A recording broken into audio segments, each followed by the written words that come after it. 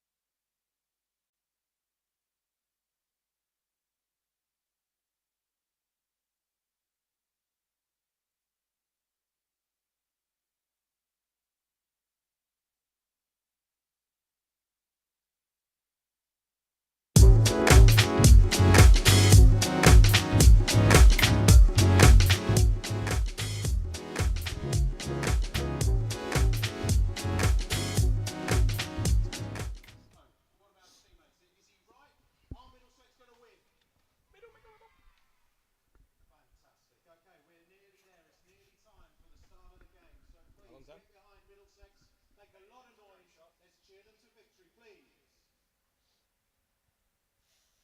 And welcome our umpires onto the ground. Are we good, Dan? Yeah, you ready? Yeah. Right. Welcome, please. Well, a very good evening, everybody, and welcome to Merchant Taylor's School, where play just about to get underway. In the background here, you saw the drone shot of what looks a lovely scene at Northwards this evening. I'm Kevin Hento. Fulton's alongside me for this one. Use the toss first of all. Hampshire have won it, and they have elected to bowl first. Fultz, it's must-win territory for Middlesex nowadays. Yeah, 5 games to go for Middlesex, and you think you've probably got to win 7 games. They've had one washout, of course, against Kent. They had a tie game against tonight's opposition, so you add those two together and say they've effectively got to win there. So you've probably got to win. You definitely got to win 4. You've probably got to win all 5, and I think that's going to be a tall order against a decent Hampshire Hawks side. But these guys won their first 3 and then won 1 in 7, so they've fallen off a bit of a cliff. So opportunity tonight for Middlesex. You were gripped. You were on the edge of your seat that night down at the GS20, the Utilita Bowl nowadays, as it's called. It was a 7-over thriller for Middlesex that evening, but as you say, a tie in the end. Yes, it's the future, isn't it? I mean, it's extraordinary. I mean, whenever you shorten a game, the chances of a tie or a close finish are going to be, you're going to be more opportunity for that. But yeah, I mean, look, who knows? That point could be crucial in the final shake-up. We will find out.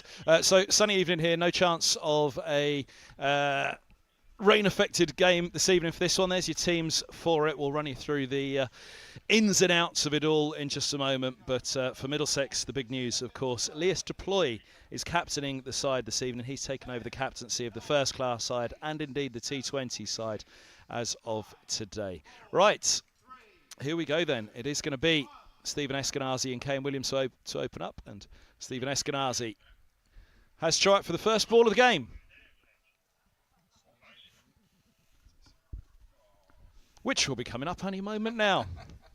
Baker it'll be from the Benham Ends. He was just giving us a little warm-up there to get us going. But yeah, big news for Middlesex today. Toby Rowland-Jones handed over the captaincy as Stephen Eskenazi at the top of the screen there has done as well, and Lewis Deploy captain of the county now moving forwards. Here we go again. The first ball of the match, Baker to Eskenazi.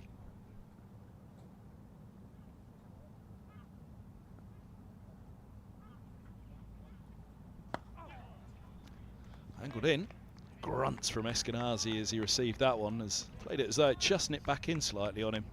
Then Eskenazi has quite a distinctive technique. Yeah, he gets balls into strange areas, doesn't he, Stevie Eskenazi? Mighty effective player. In decent touch, but those drone shots at the beginning were lovely, weren't they? But it does show how dry everywhere has been. The square noticeably kind of emerald green in contrast to the dry outfield. And I'd imagine, Kev, you commentate here a lot more than I do, but the outfield is going to be lightning when it gets onto the brown stuff.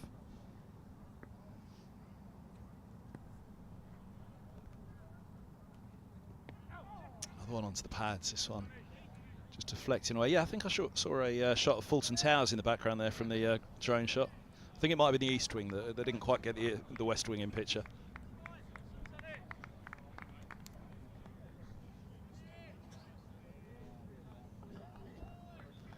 So good to get an early look at Sonny Baker. So I know England very interested in him and the pace he offers. Young fast bowler.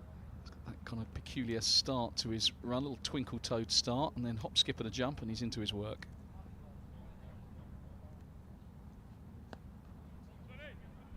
He's again for a single, Eskenazi. On the back foot, we've got deep third back and deep backward square. Pretty standard T20 field. Interesting one here always is the pitch, prodding away at the moment. It's a seamer's surface usually here at Merchant Taylor School.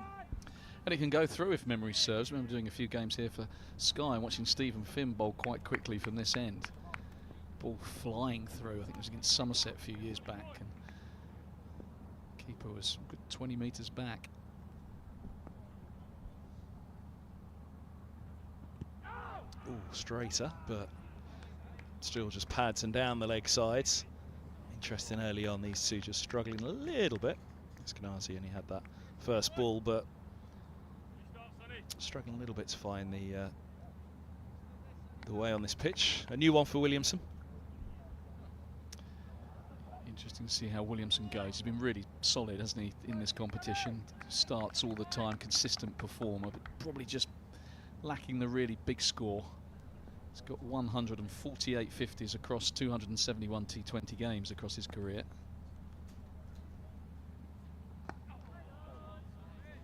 Strike rate of 123, probably gone up in recent times because the game, he's been around such a long time, the game's changed, hasn't it, from when he probably first started playing T20 cricket. But he's often the anchor of a New Zealand innings and can go through the gears.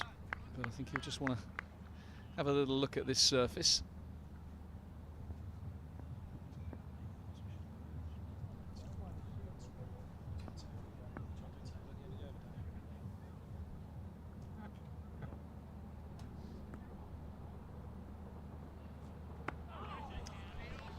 Fended away. Ends the first over. Hampshire winning the toss, electing to bowl. Setting Middlesex the task here to sort out what they can score on it. 3 without loss after the open over. Yes, just to put this match in some sort of context, this is the South group in this year's Vitality Blast. You can see Middlesex down in 8th spot, but with 5 games. Got a game in hand on some of those teams above them, a couple of games in hand on Somerset right at the top. I think they can forget reeling them in, but certainly Hampshire tonight, Kent, who they play the Spitfires on Sunday at Canterbury, well within reach. If they can put a little run of games together, then there is still hope for Middlesex. And we see it so often, Kev, don't we? Teams that put a run together at the back end of a group stage and sneak into that 4th spot can go to finals day as favourites because it's a big momentum game. Former Middlesex man James Fuller with the ball in hand, running up the hill from the lake end.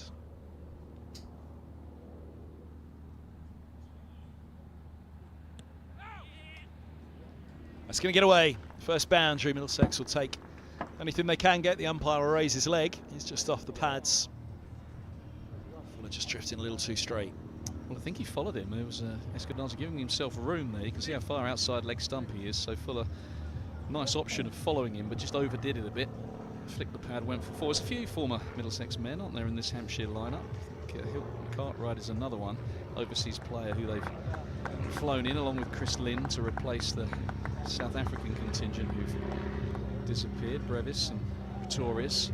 So all change in the overseas department. Hilton Cartwright didn't quite fire for Middlesex. I think that's fair to say during his stint. Well, somehow he managed to pick him up with the ball. He was a batting all-rounder when he arrived, but yeah, went well with the ball for Middlesex, but at his finest hour at Grace Road with the bat.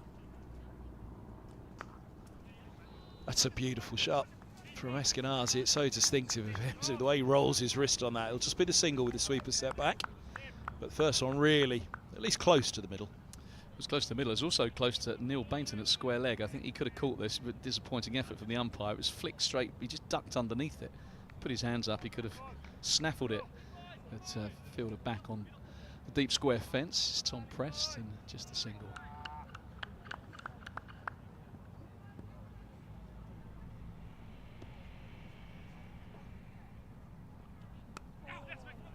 A bit of shape on that one for Fuller.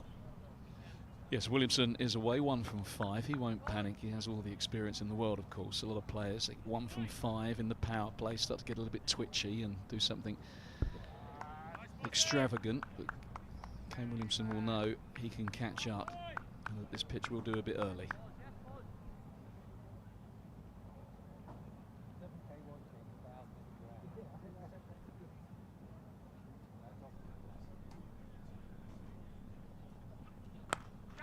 Now he's got that one, but yes, it goes through for Middlesex. So close for Baker at deep square, trying to get underneath it, but yes, it just got through and underneath him.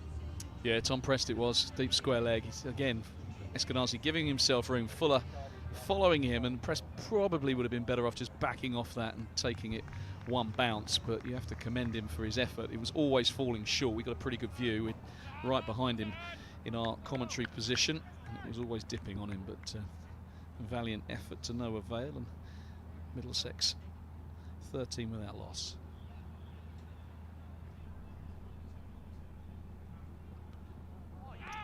Eskenazi trying to do Eskenazi things out in the middle. I mentioned Middlesex trying to get on a run faults. I'd say this Middlesex top order at the moment, it's got to be one of the best T20 batting lineups that they've put out. They have over the years had Sterling and Owen Morgan. It's Prest who is out at deep square. Baker's the short fine leg just to his right, out of shot.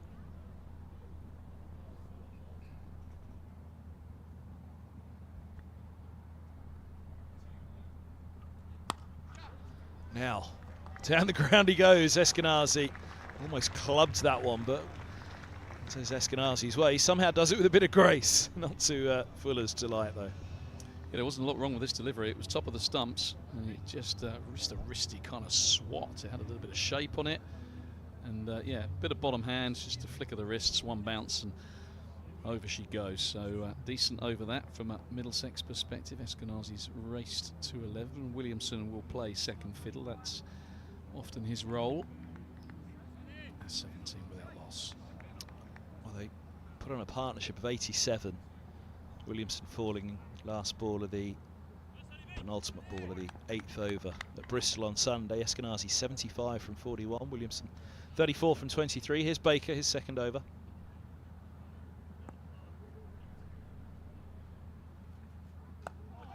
There you go again. Just said from the far end, you can see it more from the lake end coming up the hill. There's a bit of shape away from. There you go. He's made my point.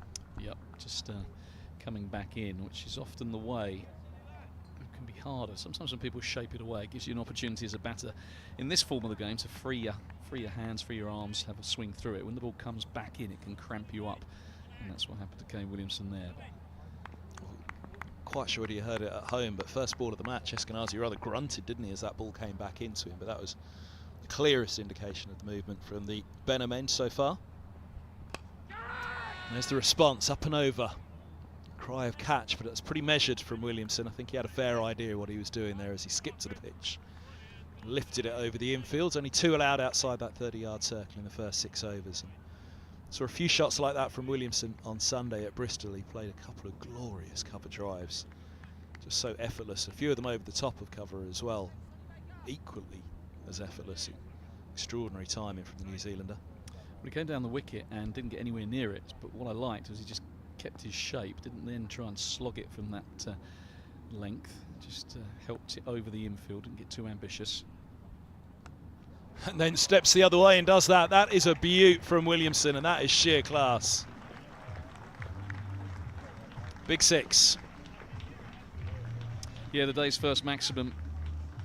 This is where he's so clever, Kane Williamson. In fact, it just shuffled ever so slightly, but knowing that the ball is tending to come in and using the pace of Baker, and this is where Williamson, who's not the biggest striker around, uses all his experience to use what's on offer, and Baker is giving him plenty to work with in terms of pace, so why not hit it with the pace down the hill.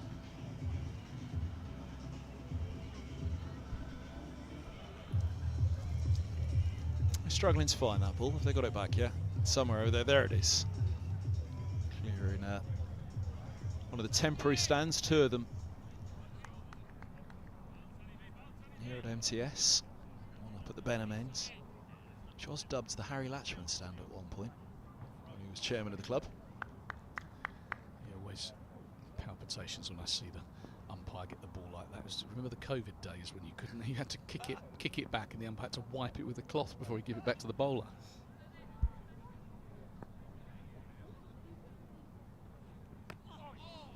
Nips back in again. This is exactly what we talked about here at MTS, and I think part of the reason why Hampshire winning the toss and electing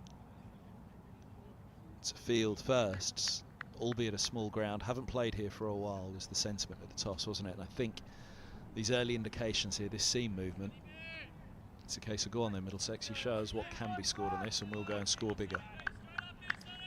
Yeah, I think it's the right move. I don't think the surface will change too much over the course of an hour and a half or so, but yeah, it's knowing how it plays is a benefit, I think, to Hampshire.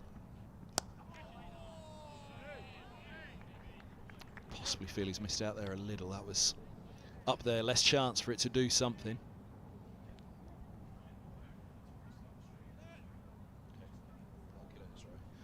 Shapes his hand the other way there, though. Just suggesting that one went the other way through the air, Williamson, I think. There wasn't much time for it to, there wasn't much time for it to do off the pitch, so certainly through the air, but that was the indication with his hand movement.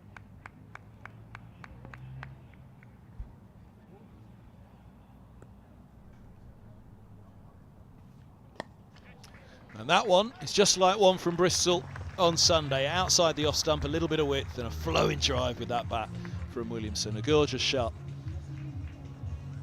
Too wide, and it may have been signalled as such had Williamson have not laid bat on it. Gave him the opportunity to free up the arms for the first time, really. Cashes in. 3 overs done. Middlesex 29 without loss.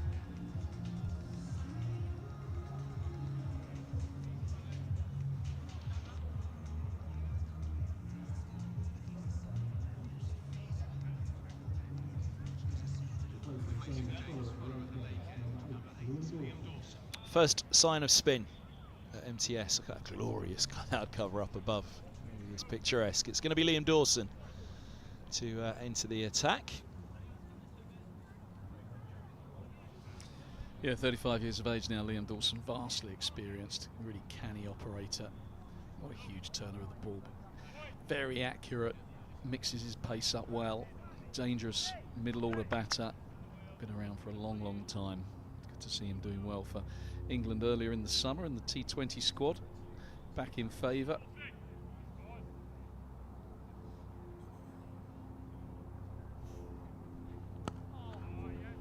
Nice start. Watchfully played from Eskenazi. Well, we've seen seam movement already. They do say if it seems it will spin. Let's find out. Yeah, it's an interesting option to get him in so early, because you can tell from our pictures that it is a little green tinged. You'd expect it to do a bit off the seam.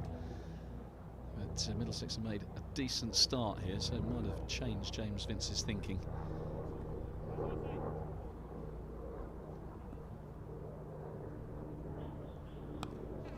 Use of the feet, not quite to the pitch, Williamson, but working it to the boundary. Pressed again doing the fielding. Yeah, this top order, I have to say, for Middlesex.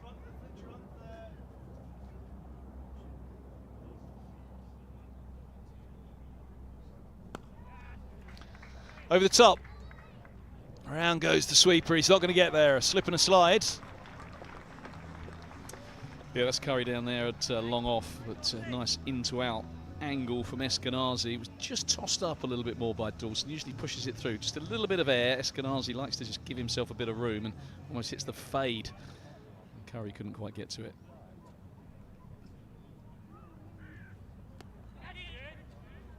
That's more Dawson-like, that kind of trajectory in at the pads. Don't give Eskenazi any width. Interesting how Stevie Eskenazi continues just to back away. Shows the bowler his stumps. Wants to access that offside, and then if the bowler follows him, he's very adept at using those wrists to flick it to the onside.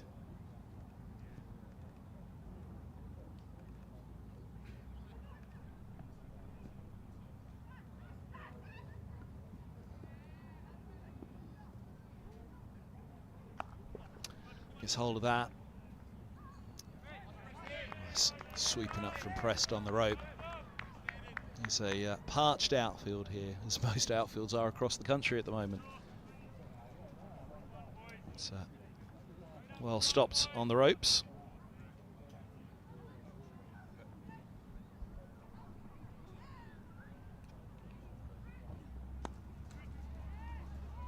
Just a single to end the over. 4 done. Decent start now for Middlesex. The boundary in the over and 9 off it in total there. 38 without loss. You mentioned the parched outfield, Kev. I think our drone shot really does show that. Look how dry that is. Wow. The contrast to the square. But, 1976, that summer. I was 5 then, Kev. You probably weren't with us. 15. But so this is just over a month ago, so you can see the contrast. Just how much the sun has baked the outfield, which means it'll be pretty fast and it won't be a lot of fun as a fielder sliding around on it. Yeah, 1976, one of my earliest memories of watching cricket. The outfields like that were commonplace, such a dry summer. Was that the West Indies tour? It was, with Richards. Big scores.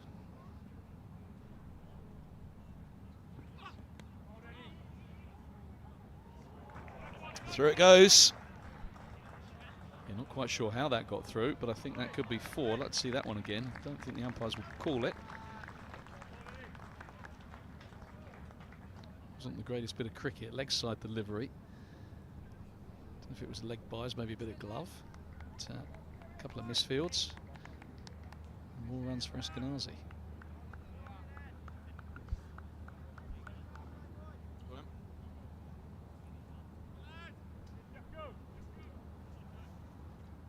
Yeah, it was a great start from Eskenazi and Williamson at Bristol. They just let it go at the end. Perhaps try to. We sides do try and win it in the 19th, don't they? They really went hard to get over the line and then came up 9 runs short. Up in the air, cry a catch, but it's fine of the fielder.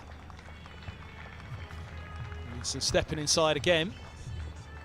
Yeah, not where he intended, Kane Williamson, trying to repeat the dose from the previous over where he hit it for 6, but he's trying to go up. You can see his hands are low. He's going up on the ball, wants to hit this for 6. Bit of glove and quite fortunate there to get it over the keeper, and it runs away for 4. He'll take that.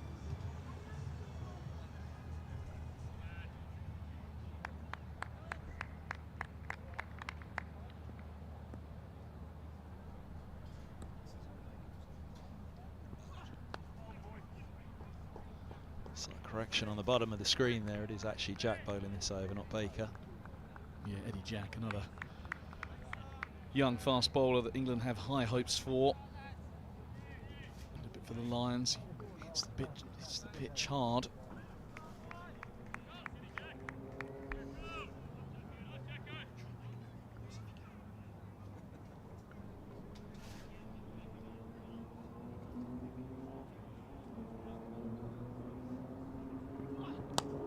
Oh, that's beautiful. 1 bounce and 4. 50 up for Middlesex. Yeah, well, arguably Stevie Eskenazi's best shot that. It wasn't the slot from Eddie Jack, just where you want it as an opening batter, just giving himself room to free the arms. Didn't try and overhit it, knows there's no one back on that fence. So strike through the line.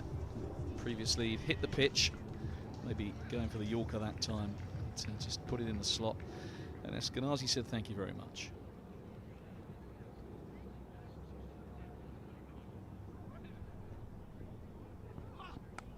Oh, now that is one bounce four again. Oh no, it's gone the whole way. It has gone the whole way. Well, there's cricket in a nutshell.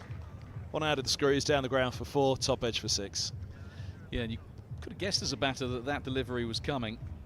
When you get nailed over your head as a fast bowler, you bet your bottom dollar the next one's going to be back of a length or short, and sure enough it was. Eskenazi expected it, but Jack's got a bit of pace. Bounce in this pitch, and again, lucky to get it over the keeper. But, the ball is flying to all parts at the minute.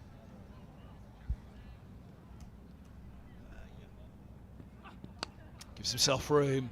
That's a swashbuckling effort, the ball. The bat wristily rolling in his hands. Going to pick up a couple to end the over. So, 5 done, 1 to go at the power play, 58 without loss.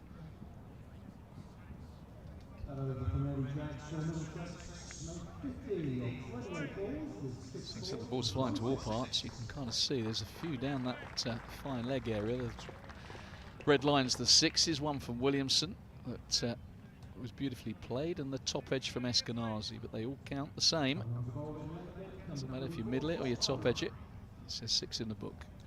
Fair to say, not much going through the onside in front of square there, or indeed down the ground. I'd imagine that's to do with the seam movement, that you're not as happy playing across the line if that ball's moving off the surface. Well, I think also indicative of the lengths that the Hawks have bowled. They've tried to hit the pitch, haven't they? Just bang it in back of a length. Apart from that one that Eskenazi hit back over Jack's head. Curry's another hit the deck merchant.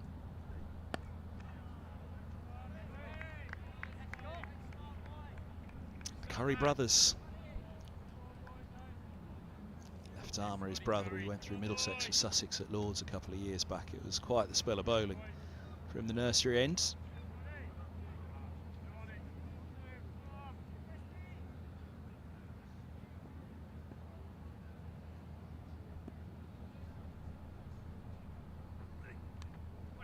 Oh, that's a great stop behind the stumps. It looked as though he got there, actually, Williamson. He certainly did with the glove. Otherwise, that would have been another boundary. Racing away.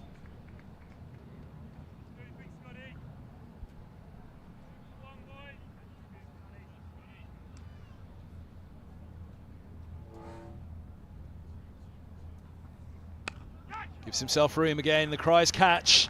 But look at that. Square of the wicket.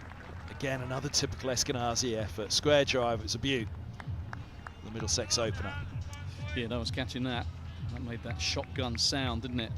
Just giving himself room, and Hampshire don't know whether to follow him, bowl at the stumps. What you don't do is bowl it just outside off stump. That is exactly where he wants it. I sometimes think, you see Eskenazi give himself room, then maybe go offside, hide it outside off stump.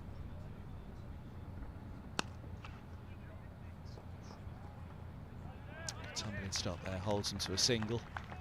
Saw Eskenazi get a few like that at Bristol on Sunday as well through the covers, but it was the timing of Williamson. Sumptuous efforts. As you say, slightly playing back up to Eskenazi again here, 21 from 17 Williamson, but he won't have seen as much of this surface as Eskenazi over the years as well, so has to acclimatise slightly. There you go, just tucked up again. His eyes lit up there, didn't it? But ball seaming back in once more.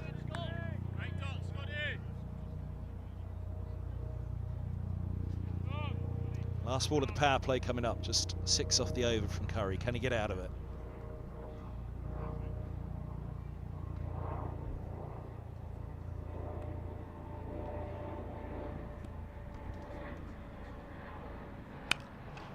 Straight to the fielder. And an open face, 2 dot balls to finish the power play. That'll frustrate Williamson.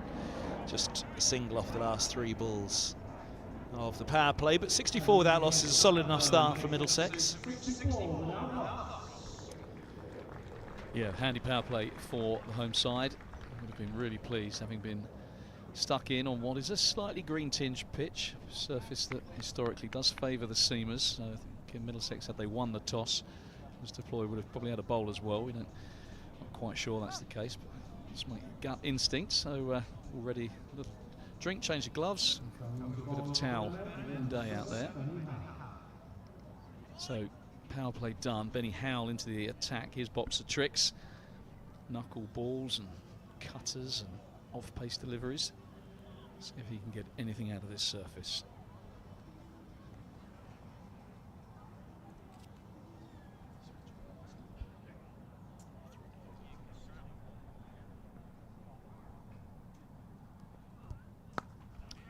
Pace right off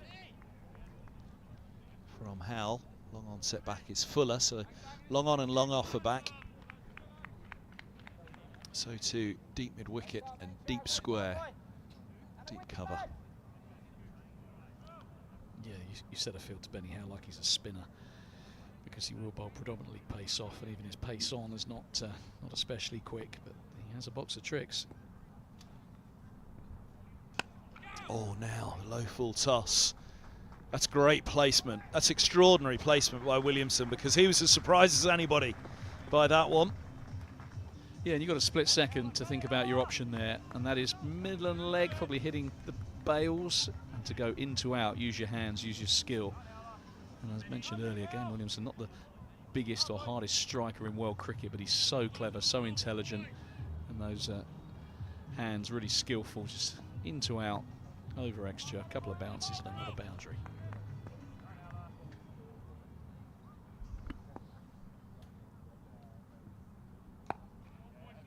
That's good. Block hole again, just dipping into the block hole on Williamson.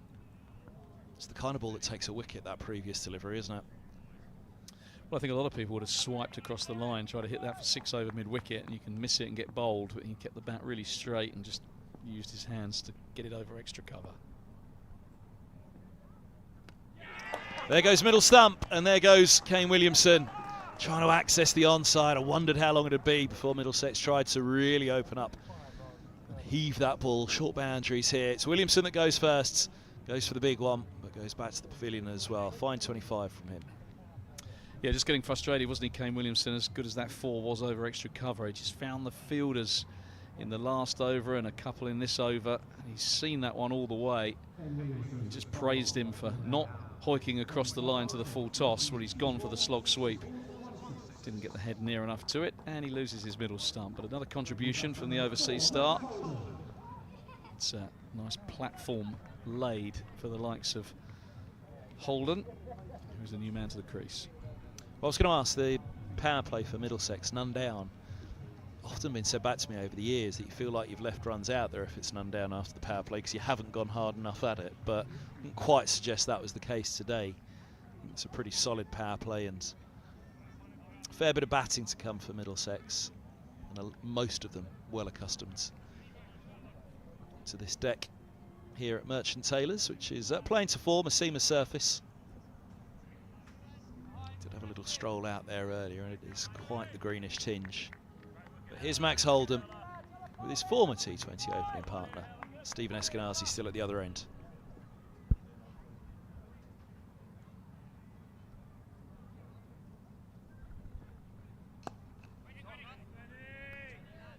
A little bit of football. Yeah, good bit of work from Howell, recognising that he had to do the fielding. Got the old size 10s down. Nice colour coordination between his top and his footwear. Hasn't gone unnoticed.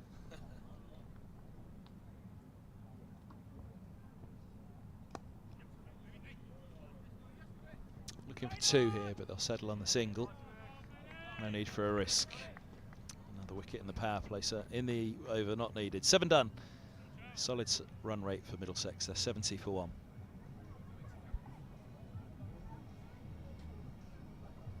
Yeah, Holden's become an excellent T20 player in the last few years, hasn't he? I think I first saw him back in his under-19 days, England under-19. He was playing in a World Cup, and he was kind of back then quite an old-fashioned, technically very correct, but kind of lurking opening batter. It was quite a while back now. How old's Holden? It was quite a few years back. Must be 28 now, Max. Yeah, he's just so much he's added to his game. The power as he's got bigger. I mean, he's not a unit by any stretch, but he can hit the ball a long way. He's got all the improvised shots. Much being a professional cricketer has brought his game on. Very sound fundamentals, but he's become a very good player.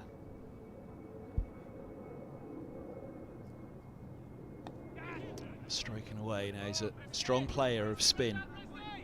Holden, so this will be a real test for him. Back they come for the second. There's a dive from Holden. I think it was required. Direct hit could have been trouble, as he hurt himself in the process. Sometimes you wind yourself, you land on your stomach. In fact, he's landed on his shoulder. We've seen that before as well. Dislocating shoulders. It happened to Chris Benjamin at Kent, I think in that game against Middlesex. I think he dived and put his shoulder out and hasn't played since. So that was quite a while back. So physio onto the pitch. Hopefully he is okay, but it's a hard ground. You really want to be flinging yourself to it, shoulder first. Yeah, this isn't what Middlesex will want at all. It's just coming to the point with you about this batting lineup of Williamson, Eskenazi, Holden. I mean, there's two players who are gun short format cricketers around the world in the winter now, Eskenazi and Holden. Williamson needs no introduction. Lewis Deploy, he's taken on the captaincy today now of the county. Hasn't had his finest season with the bat, but class is permanent. And his statistics are as good as anybody's in the modern day, certainly. Lewis Deploy, all format cricketer as well. Yep, well, I hear you talking this top order up. I kind of agree with you, but I'm just looking at the table at the moment. We need to Middlesex, not just top order, but the rest of it to fire as well.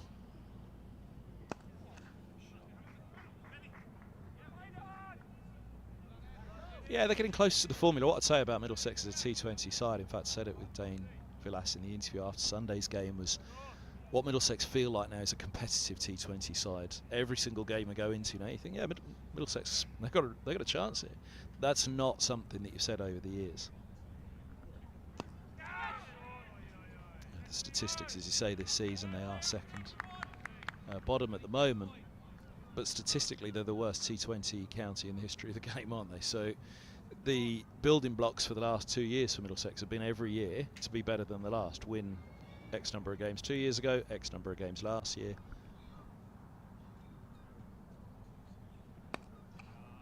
Now this year they really did throw away a couple of games. 4 drops at Taunton and a missed stumping. Somerset then chasing the highest total that had been scored by an away side at Taunton. But they quite literally dropped the game, and ironically it was Lewis Deploy who put down 3 of those catches.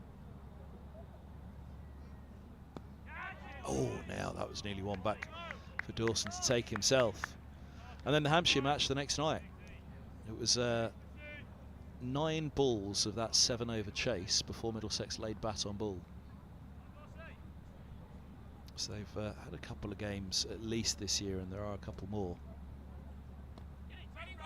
Oh, you think Middlesex really should have been. I think the run of 5 performances they put on, it started with a win at Essex.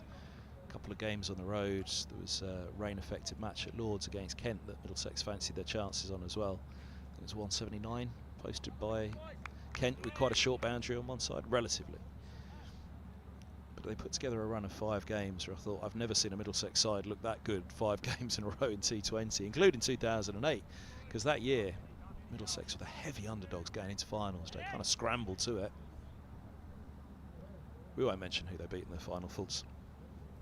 That's right. We won it the year before. We were in quite generous mood.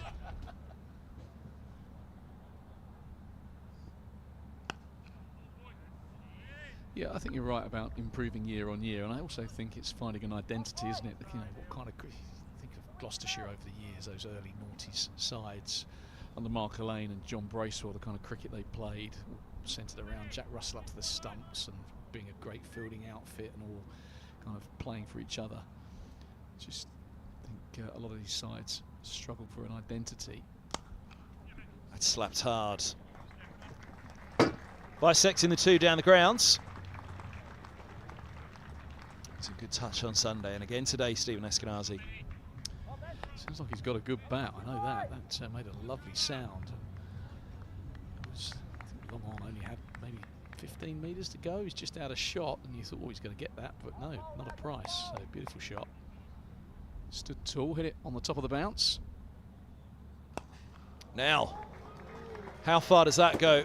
Over the top of the stand, I think. Just saw it disappear down the side of the sight screen. I think it cleared that temporary stand. Big 6, sweetly struck.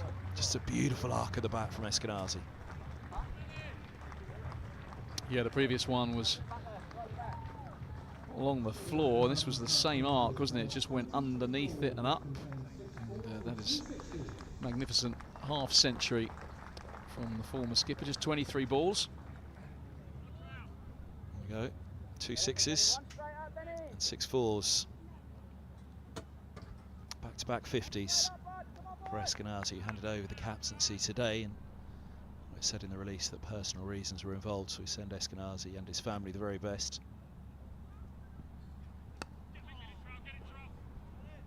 But out he is, doing the job for his side once again.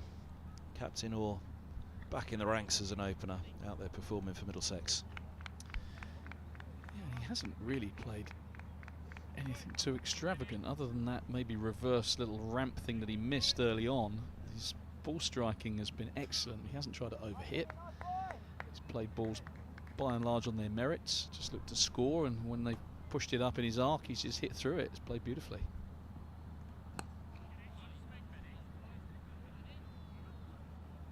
Bit of wobble on that for Holden as well. He's just getting his timing in here. Next over, if it's Dawson again, that will be a big over. Dawson versus Holden. He was dropped down the order by Middlesex a season or so ago, so that he played the spinners more in the middle overs.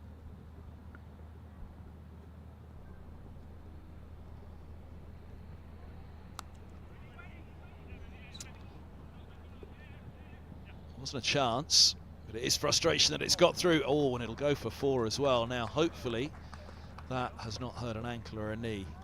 He looks as though he's picking himself up okay. Right hamstring's the first. Sonny Baker obliterated the ball. He looks okay. Actually, he's moving pretty well, and those fans behind the ball also okay, because they could have got properly taken out as well. But missed field first of all, a backward point, just bounced in front, and that's a bit of spin, and that went through him, and Baker was after it, and he was closing on it, but no, flicked it back over the boards. In fact, he removed the boards before the ball got there. But yeah, that could have been nasty. But everyone's okay, we carry on.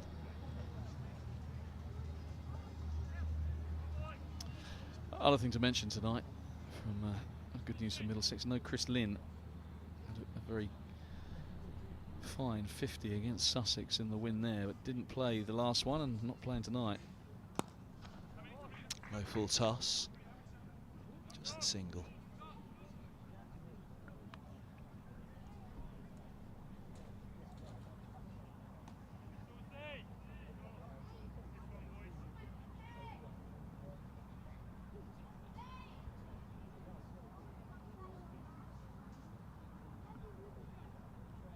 Oh, now look at the turn on that.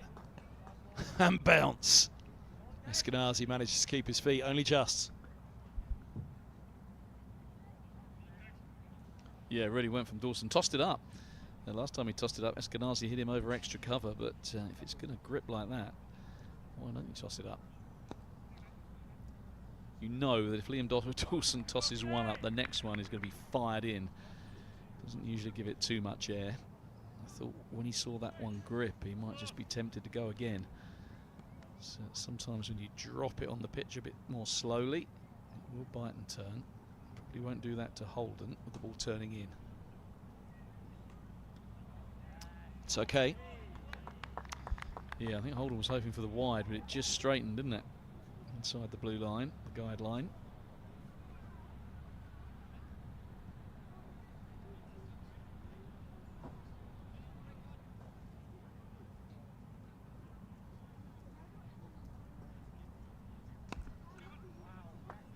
Just one again. Watch will start here from Holden. It's all right, just out of the power play. Middlesex going at 10s. It is a 200 ground, isn't it, really? Here at Merchant Taylor's, the boundaries a little bit smaller at an outground. Radlett's the higher scorer of the 2 regular Middlesex outgrounds because of the assistance that you get seam and spin here. A single to Eskenazi. They think about the second, but as you mentioned, it's quite small, so Benny Howden have to come in too far to prevent that second. Yeah, you got the the dimensions of the ground, which obviously lend itself to more 4s and 6s, but then by contrast, as you mentioned, you've got the pitch, which does a bit, which probably just makes it that kind of 190, 200 surface. You can imagine if you had an absolute road, flat one, a kind of Taunton-esque type surface, you'd be looking at 250, 260 probably, but there's a bit to assist the bowlers. It's almost as a captain, you've got to hold your nerve a bit. And the bowler too, you know, you're always going to, like we saw with the top edge 6, and things are going to happen. You've got to persevere with your lengths, trust that you can get it to move, take wickets. Doesn't play T20 anymore, but it's very much a Toby Rowland-Jones wicket here, isn't it? Merchant Taylor School. They've got the game against Northamptonshire coming up in the Championship soon. It is a Kookaburra game, but Rowland-Jones will be very much to the fore as usual on that one. It's a beaut. Eskenazi doing Eskenazi things again, just opening the face. Yeah, nice shot. Just see if that's exactly where he meant it. Yeah, it did. He knew exactly where the gap was, gave himself room. Curry went for the stumps, and he just opened the blade. That's a beautiful shot. High class, because he knows where the field is. Held the blade open. Used the pace of the bowler. Another boundary.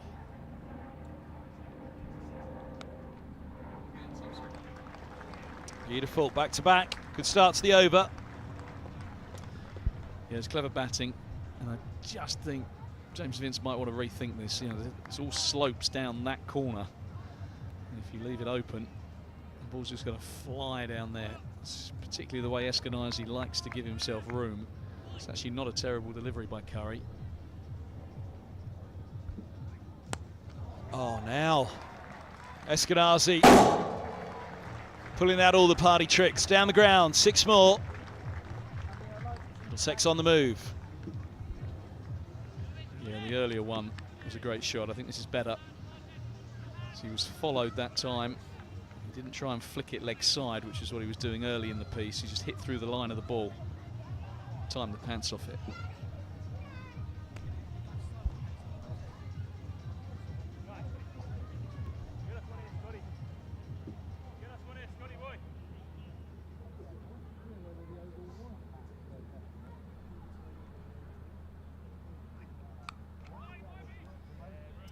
Straight to back point this time.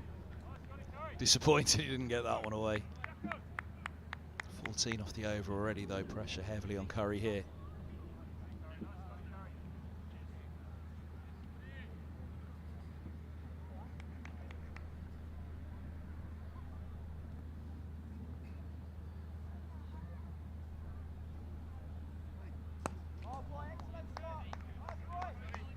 Just a little tickle.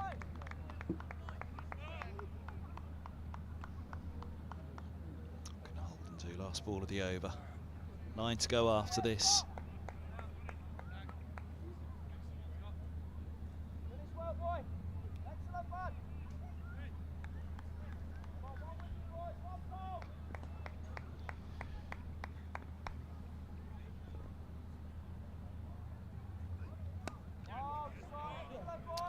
Good comeback from Curry there. Just 2 singles off the final 3 balls of the over.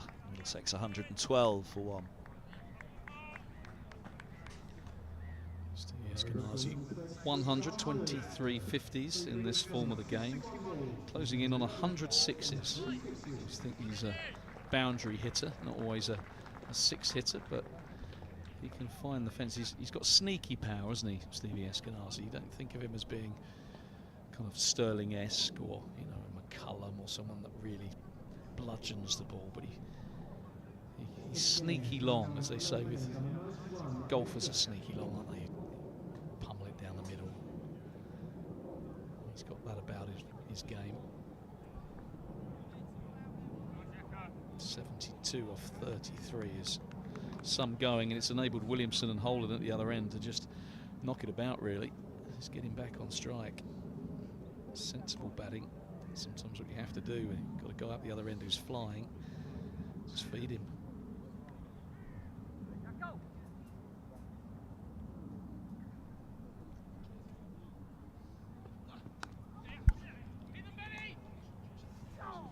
Jack's back with a single, and nearly back to create some trouble. Middlesex pair just getting themselves into nearly a spot of bother. Well, I think a direct hit. I think he would have been out if it hit. We've got a pretty good view of it from our vantage point. We kind of backward square to the right-handed Eskenazi, kind of backward point to Holden, and one on a bit stumps to aim at. Eskenazi wouldn't have been in the picture.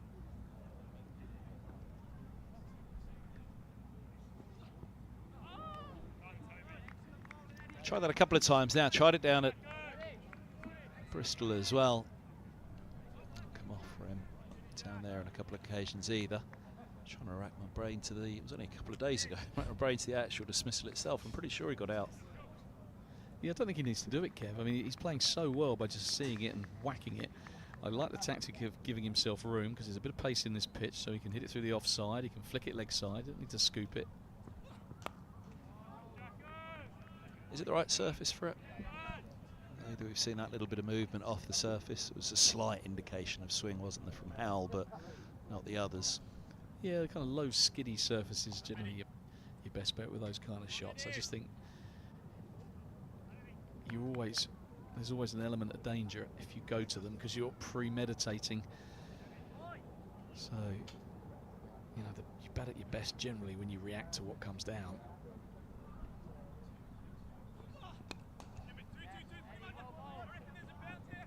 Thinking too, it's just a single to make sure they put the pressure on the fielder correctly. Pressure is on Hampshire certainly at the moment. Just 3 singles off this over so far, but the Hawks need a wicket here.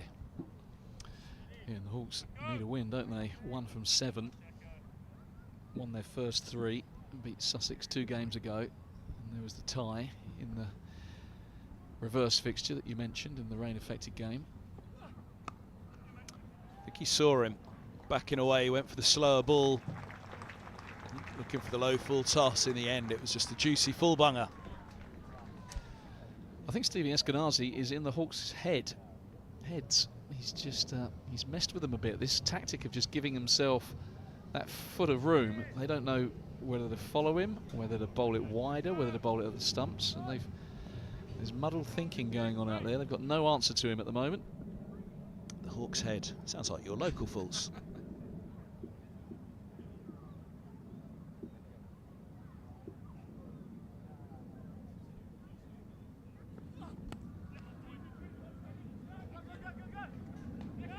Into again, it's just the single to end the over. 120 for 1 after 12.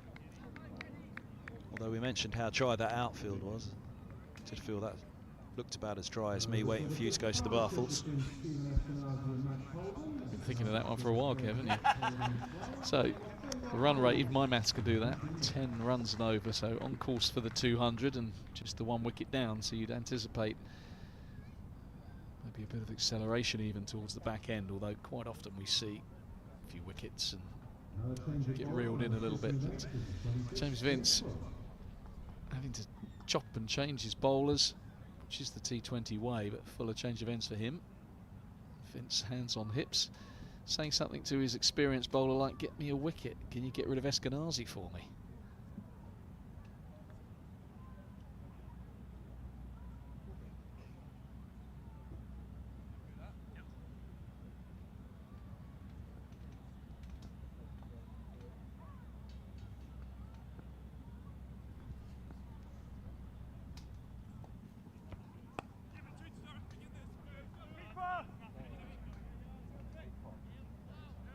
This feels like a big over.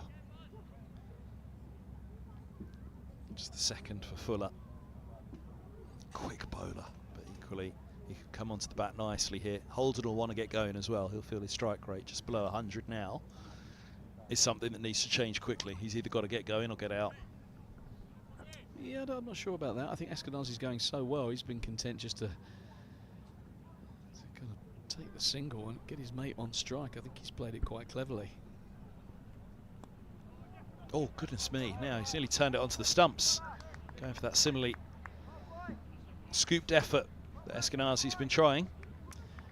Yeah, the scoops haven't really worked, have they? It's high tariff, and in the end he's played it quite extravagantly and moved it about a yard, but he's got a single. He just bunted that into the offside for the single. He knew what he was trying to do. It has succeeded getting Eskenazi back on strike.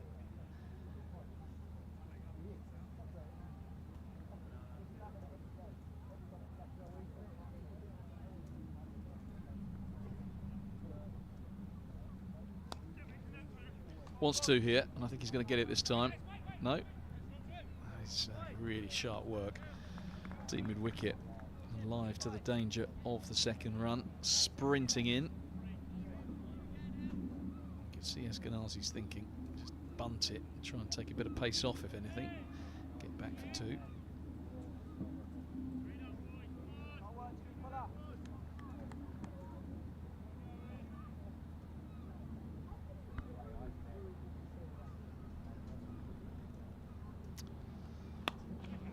Wide on the crease around the wicket. Oh, just the opening up. Only for the single out to deep square.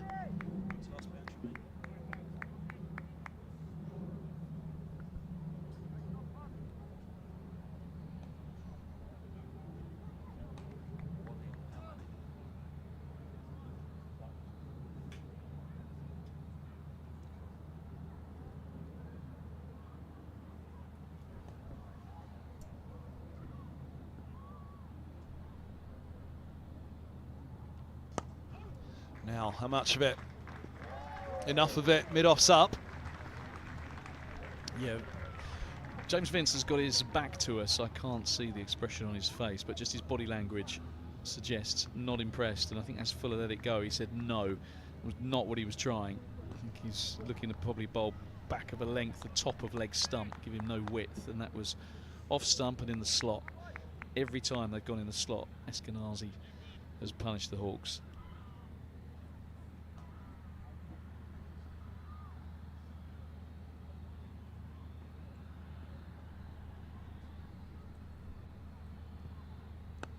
Slow ball swing the over, good from Fuller. Just recovers the over well. It was a good over, indeed, overall. 5 singles and then just getting that one wrong that Eskenazi punished. 129 for 1 after 13. Projected score, I think Middlesex, 7 overs, 9 wickets standing. It's an easy one to say from here, because how often do we see it that a team with a whole load of wickets standing, that everybody comes in swinging from the off and they lose a few in a bundle, and that's what Middlesex need to be wary of. But I think a score well in excess of 200 still on their mind. Yeah, and that's why I think Max Holden's actually done pretty well. I mean, you look at 14 or 15, I think that's it's pretty sluggish. But what he's done is he's used those 15 balls to get in, to get used to the surface.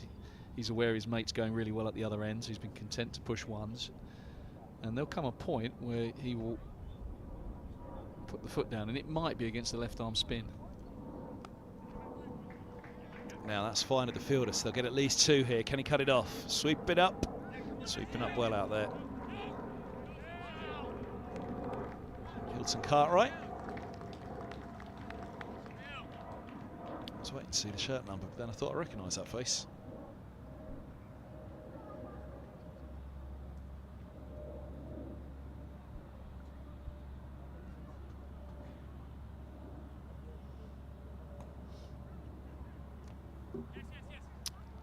Just a little tickle, they'll get through for the single now. I think this is the matchup, Holden against Dawson.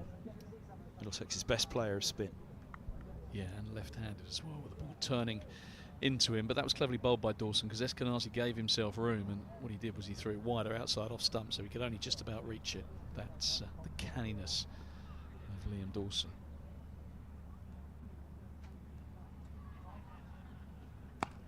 Now low full toss.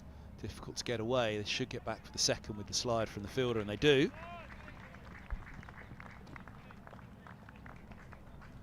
Yeah, missed opportunity that from Holden. The full bunger. Couldn't get it over the ropes, but just feel that he's about to put his foot down here. He could easily have dragged that one down the throat as well of long on, couldn't he? Difficult ones to put away. A low full toss even from the spinner. Now launches this one, Cryer catch, clothed it. Just a single. He was well short of the fielder in the end, despite the almighty swing. Yeah, had a proper go at it, didn't he? It's like 2 different games here. It's with Eskenazi's batting, and then when the others are batting. And I say the others, we've only had Holden and Williamson, but they're 2 very fine players who haven't really got to grips with this surface. Eskenazi's making it look straightforward. he was.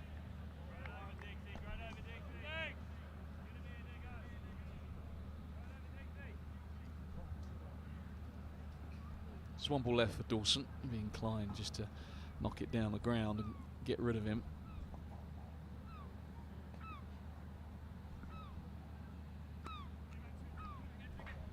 It's angled away beautifully by Eskenazi. He's going to get a boundary. Slightly ruins Liam Dawson's figures. He's been excellent, as he so often is.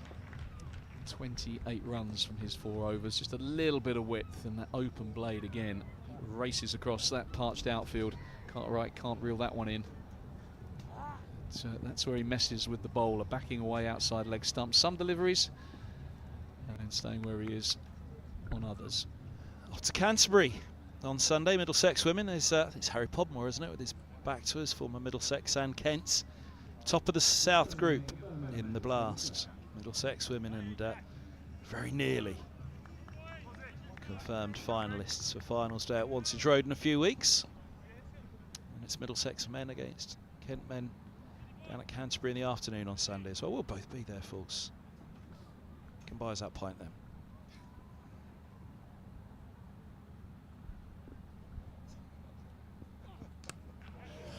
Pulled hard. And a sweet shot for 4 for Holden. Yeah, Holden's first boundary. And Eddie Jack rather made Holden's mind up for him here by banging it in. And the guy's struggling. He just continue to hit a length, make him make all the running. That bouncer, he does have 2 men back on the leg side, but Jack's sharp, but Holden's a good player with the short ball and just swiveled on it and nailed it.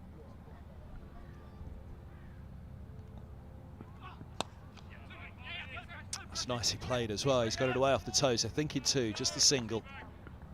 Well swept up again out of the ropes. He said the nature of it's a small ground. It means there's the potential for more 4s and 6s, but very difficult to find a 2.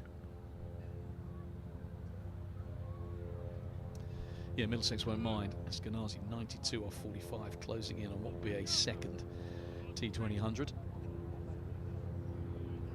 2350s that I mentioned, striking at around about 140.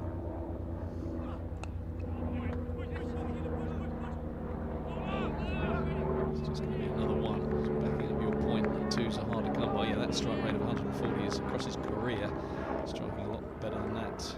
Today, just a shade over 200. He's played quite beautifully. Just wonder whether the 100 starts to cross your mind.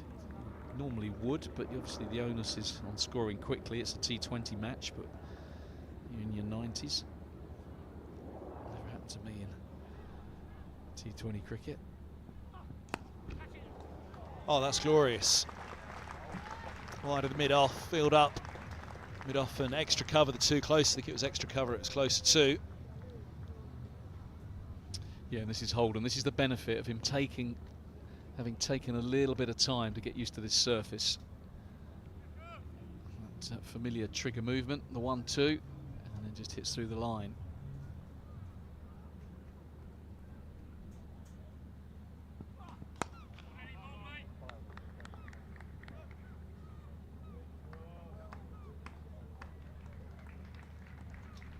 What's come of the over, Jackson, number 39.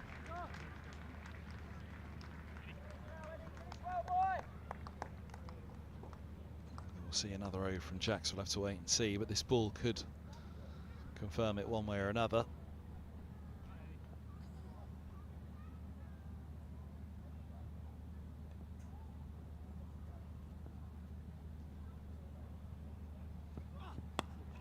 Bobolt right into the block. 1-2. No, once again. Oh, sharp, sharp bit of work. Is that Cartwright? It's a sharp bit of work. He's flown in off that leg side fence on several occasions. Didn't take the ball with him that time, but so quick was he that they decided not to come back for 2. Quite warm work for the former skipper. Hands on knees, just getting a bit of oxygen in the lungs. And getting a towel as well.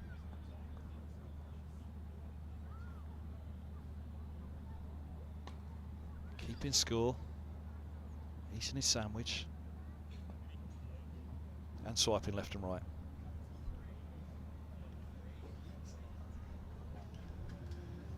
ice cream van looks tempting, doesn't it? Trouble is, it's the other side of the ground from us. By the time we got it back here, one, we'll miss deliveries, and two, the ice cream will be melted.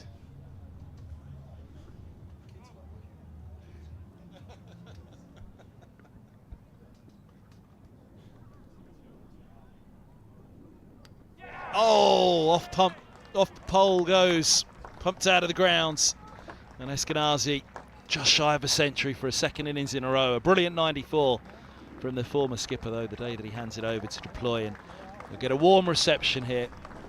Very, very popular player. Middlesex followers, another reason, another example of why. Yeah, terrific knock, 12 fours, 3 sixes. Got this Middlesex innings off to a flyer. It could be a match-winning knock, because no one else has made it look as straightforward as Stevie Eskenazi. Probably get another look at that wicket, because it must have been a good one to get past his off drive. He does like to give himself a little bit of room. I wonder if that was the case here. Yeah, it was indeed. If anything, it came back, just nipped back, top of off stump, got it cartwheeling. But a brilliant innings nonetheless from Eskenazi. Deserved 3 figures. You have to settle for 94. Opening partner, Kane Williamson, meets him. And his new skipper, Leas Deploy. That was nice to see, wasn't it? Reins handed over by Eskenazi today. And again, we wish him and his family all the best.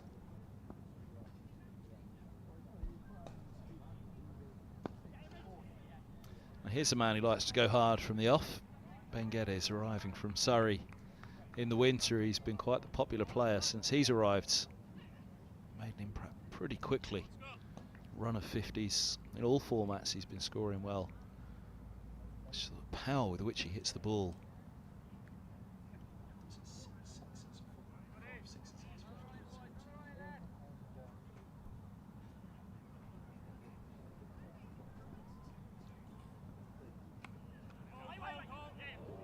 Oh, that bobbles up and through. Annoying for the bowler, tough for the fielder. Yeah, it was Dawson at backward point. He's usually so reliable. Just took a bit of a bounce. I mean, he's a bit of spin on it where he sliced it backward a square. Like the spin just did him. Bit of a hop and a bit of change of direction. Really deserved that, Curry. This has been a decent over.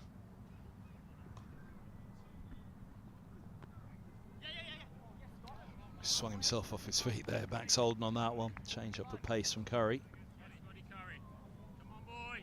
Yeah, and the onus really on Holden here. 23 balls he's faced. Took him about 16 or 17, didn't it, to find the fence, but a couple of boundaries in a previous over.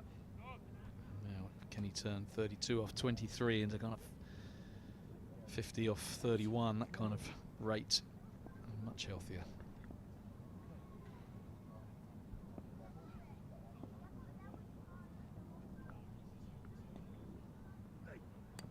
Oh, now there goes another one. Gets through, pace off, but a bit of movement. Again, 2 in the over for Curry. Bowling them both. Yeah, good change up, good varieties. Looked like it might be out the back of the hand. It just nipped in a fraction. It is, as you'd expect at this stage of the innings, looking to get on with it, but it really came back at him. But done for lack of pace, and he has to go. These Middlesex big hitters keep on coming. Ryan Higgins, not a bad man to have in the middle in this situation.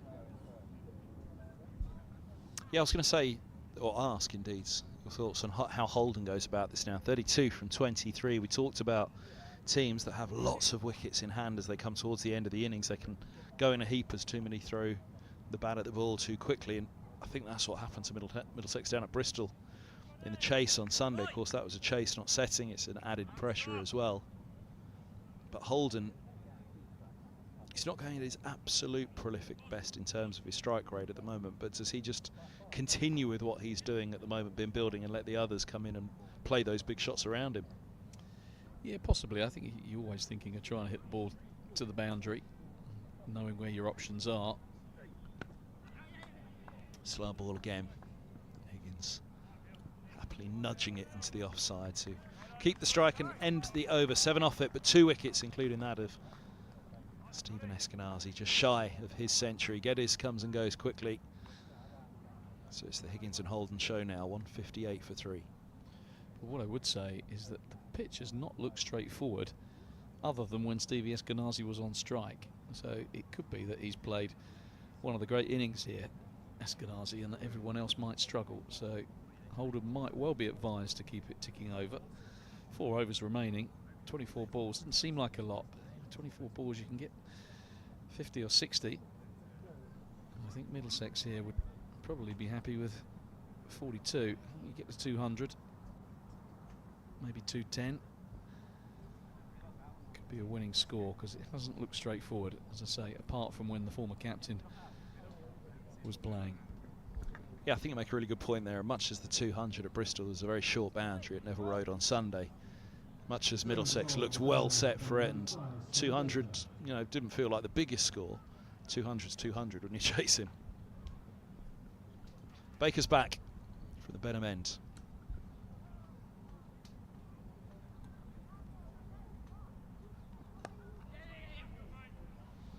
Higgins dropping the single again.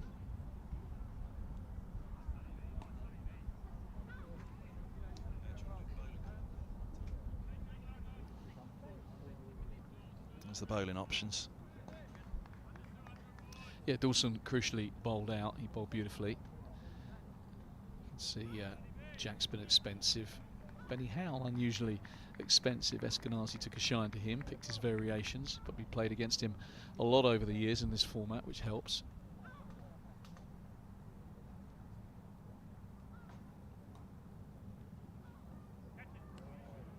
It'll be a wide. Balled him.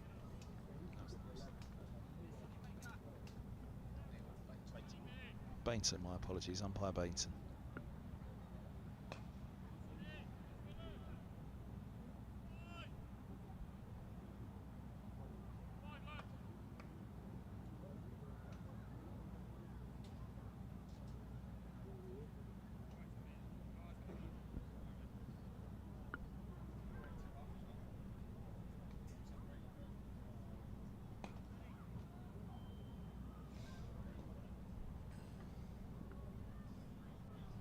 All set now.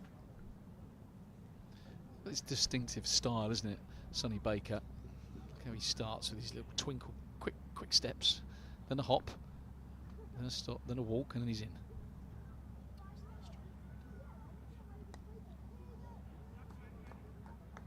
Way fine. He hasn't stopped that as he has. That is incredible. Yeah, that's an incredible bit of work. Eddie Jack has been expensive with the ball. You never know in the final shake-up. Things like that can win matches. You know, you win a game by a run or by a solitary wicket. I mean, that is extraordinary work. That ball was travelling down the slope, going like a rocket, and he has flung himself. It's gone straight into the left mitt. Little somersault, and he's just got the single. Brilliant.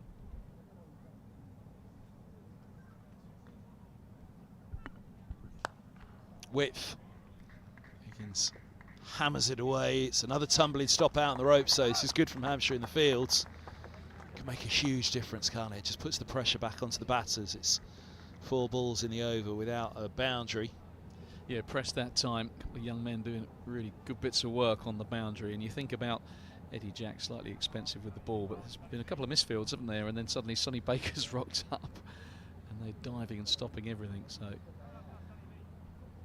please Baker, and also please the Hawks coaching staff. Oh, there goes another one bowled. Swinging across the line, Higgins. Baker this time, and again, go back to those last 2 pieces of fielding. They've just helped Baker massively to pick up that wicket. Yeah, absolutely. First of all, the single got him on strike, Higgins, and then the 2 obviously kept him there. And this was an off-cutter, and it did come back.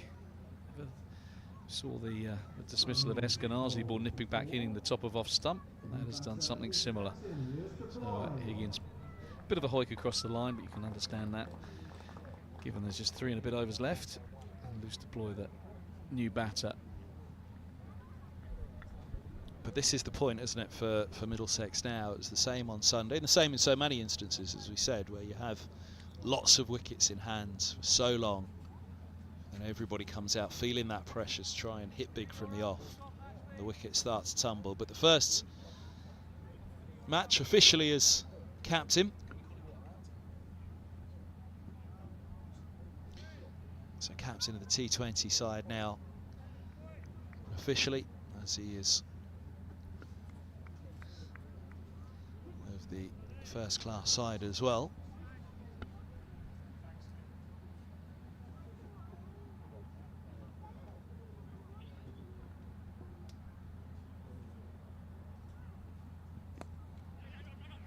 Off the mark with a single, they're looking for two. It's going to be tight, back they come. Oh, goodness me, the throw is a little wide. Disappointed with that throw, I reckon. Yeah, fielder had a bit of running round to do. Just had a slight fumble, little juggle in the hands. Ball's down the leg side. Just watching the batters run between the wickets, but I can tell you that the fielder picked it up and then just juggled it in his hand to almost regather it, which probably was the difference.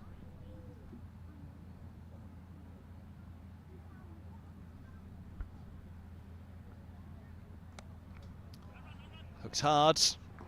Not going to cut that one off.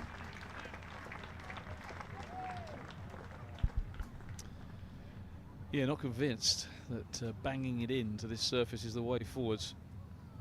Middlesex players adept at the pull stroke, and we saw Holden previously and now Deploy just swivelling on that, helping himself to a boundary, his first.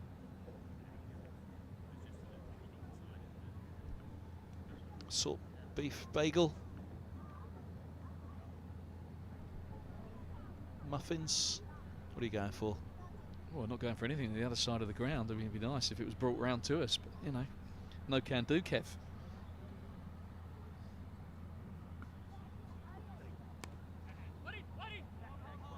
Well watched by Liam Dawson, because we are right behind him, and that ball spun. He got done earlier in the piece with one that just turned and bounced over his long barrier. That time he stood up. It was probably a yard shorter, just able to adjust the hands.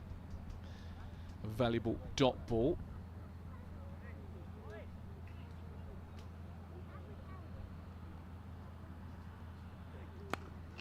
Now, sliced it. Has he got away with it though? No, he hasn't. Howell underneath it, comfortable catch in the end.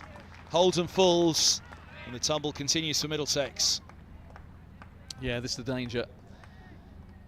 As I mentioned, two different games, one that Eskenazi played and one the rest of them are playing, and you think because of the way Eskenazi played, we've got to get 200. And, you know, maybe 195 is enough. But can understand at this stage throwing the long handle at it, but a danger that might just pull up short here, Middlesex, if they're not careful. Yeah, they do bat an awfully long way down. We saw it on Sunday indeed. Joe Cracknell hit consecutive boundaries to start, and here he comes to start the final over. Middlesex needed 5 sixes in that over to win the match. 2 sixes to start in the over, and I think right that he's in now. Yeah, I mean, I was going to ask what's happened to Cracknell, because obviously I've seen him when he first got into the Middlesex side, played a couple of cracking innings. It reminded me of a kind of young Paul Sterling in the way he belligerently kind of smoked it around. Wide to start. Yeah, well, he was called straight into the straight into the 100 squad by Owen Morgan, London Spirit. Got an immediate call-up. So Owen Morgan very quickly recognised Cracknell's talent as well.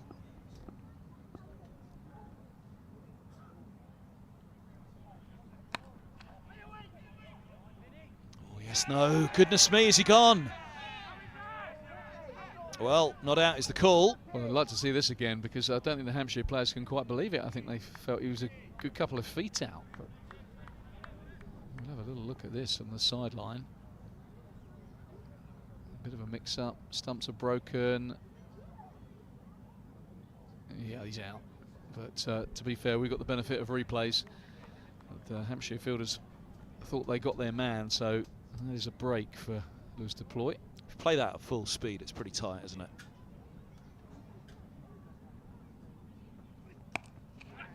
Now that's gone up in the air again. And another one falls. It's Howell once more. Just a couple of balls for Cracknell. He's disappointed. Made the big impact at the end. It was all too late for Middlesex, but he made his point. Yeah, Curry bowling well. Off-pace deliveries, and Benny Howell, fine fielder. I'm not going to put those down. Those fluorescent yellow boots. But yeah, just different game, isn't it? Cracknell coming in at this stage. We've seen him previously in the power play where he can really be belligerent, use the pace. Looks to me like that's probably his preferred spot, probably where he's better suited, but you can't get them all in there. Someone like Kane Williamson rocks up, he's probably not going to bat 8 for you. Well, that's the thing at Middlesex at the moment. I mean, even Luke Holman coming in at 8, it's almost a ridiculous number, isn't it? It's Safa Gohar to come as well, but that top 6, 7, if you include Cracknell there at 7, that top 7 really struggles to think of a better Middlesex T20 batting lineup. The Championship as well. We'll throw Sam Robson into that mix.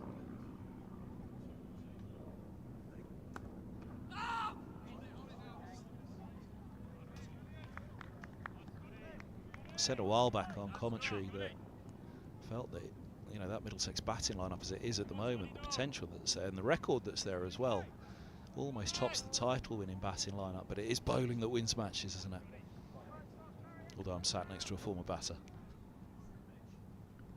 Yeah, the bowling's got a bit to do to be up to that 2016 side. Roland Jones, Mercer, Finn, Franklin, Rayner.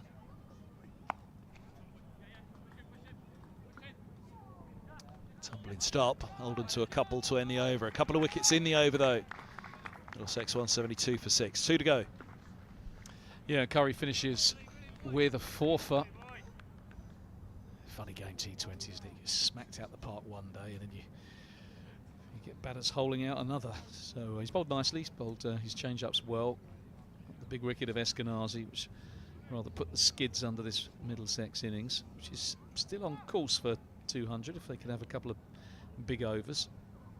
A lot here on the captain, but Luke Holman hits a big ball. He's got a century in the Championship already this season.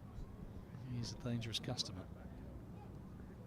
We did see Gloucestershire hit 75 off the final 3 overs here a couple of seasons back, a couple of years back. Extraordinary display of hitting. Middlesex will still want something big off these last 2, but somebody's got to get in and get going. Can it be the new captain? Oh, now. Hurts the right hand. Have a little second look at this. I was, oh dear, he was travelling. I was looking for it at the boundary boards and didn't see Baker from our squarish vantage point get in the way of that, but that looks sore. Well, they say they've rarely seen anybody hit the ball as hard as Lewis deploy the Middlesex dressing room. Incredible timing, but incredible power as well, and Baker's just felt that. As such, it's a put down, but well, he's really struggling. hold those.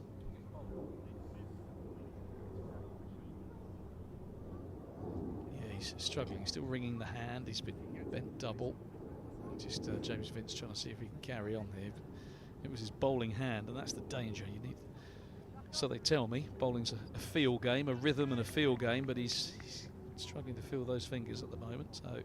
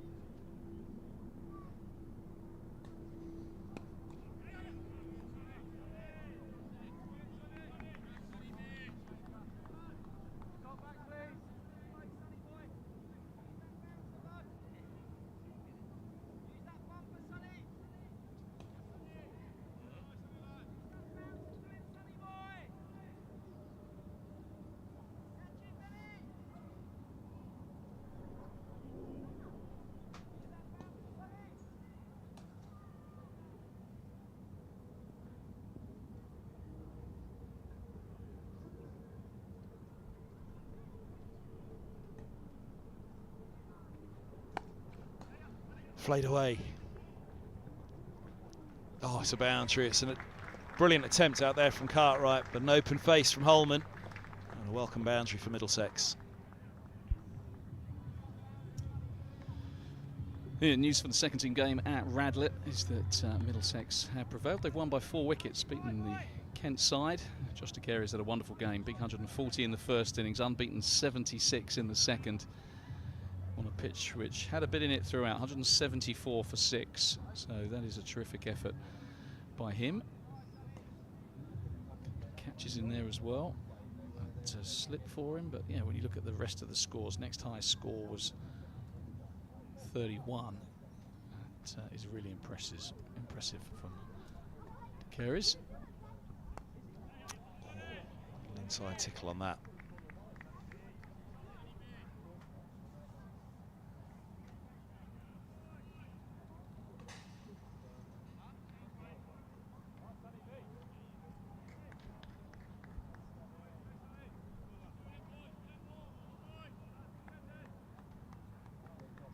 I feel like Holman's going to have a big night with the ball here as Afagoha will as well. Dawson, the most economical of the attack for Hampshire.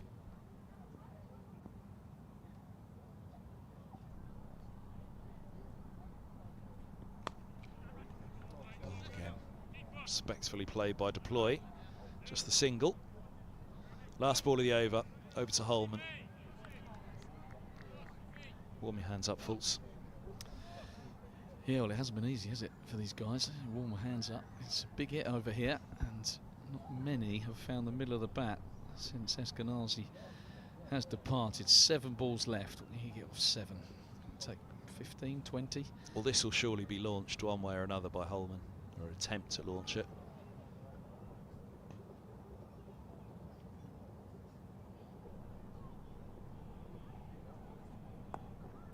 Bowled wide Yorker. Look for 2. They won't need to. Unlucky. Down on the ropes. They'll get the boundary that they so would have wanted end of that over. Yeah, and it's great cricket from Holman because it was a really good Yorker, wide Yorker from Baker. Executed his skill perfectly. And Curry on the third man fence. It just bobbled on him as it got there. But really nice shot. Opened the blade, used the pace. You could see it kicked up off the turf. Couldn't quite reel it in, but lovely shot. Said Holman was going to launch it. He was probably thinking of that, but adept to change tack and show plenty of skill. Deflected away for a boundary. Chat's bowled final over. He's gone for 40 off his first 3. So this is a big call.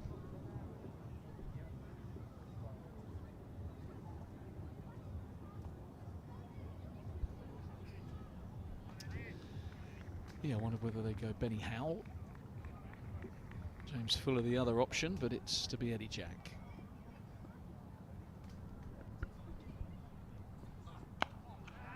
Swung hard first ball, just short of the fielder, single it is. And this might be the reason that he's gone for Jack. Short straight boundary, looks a little bit longer. It's a square leg and deep mid-wicket, and if Jack to these left-handers can hit back of a length hard, it's going to take a mighty blow to pull it over mid-wicket.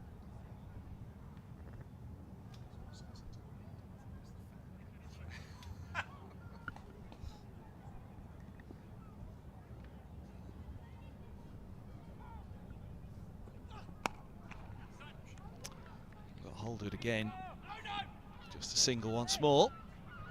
Good tactic here. I think we can see this is the way Hampshire are going to go. I'm going to smack it into the surface, and these left-handers hit over that leg side fence. Might be thinking of, with the offside field up, give himself a little bit of room and look to kind of slice it backward a square. Third man is up in the circle.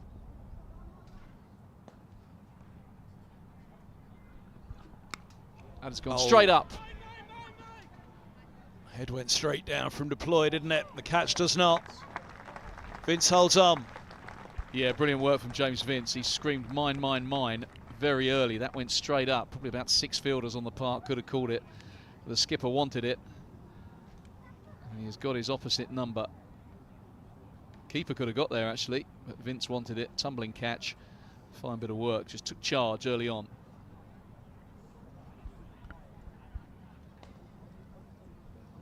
It's a tumble of wickets similar to that at Bristol on Sunday for Middlesex at the last.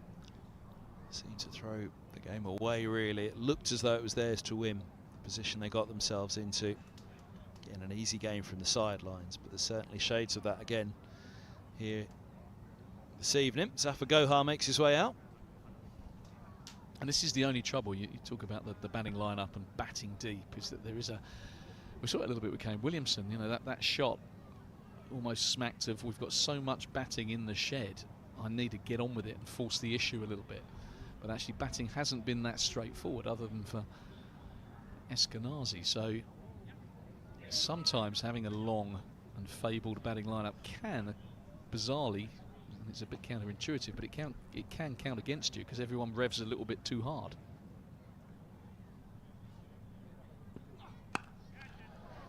Zafar Gohar swings down the ground, up in the air, over the rope, and claims the catch. Curry, fine work. Jack's on a hat-trick here at Northwood.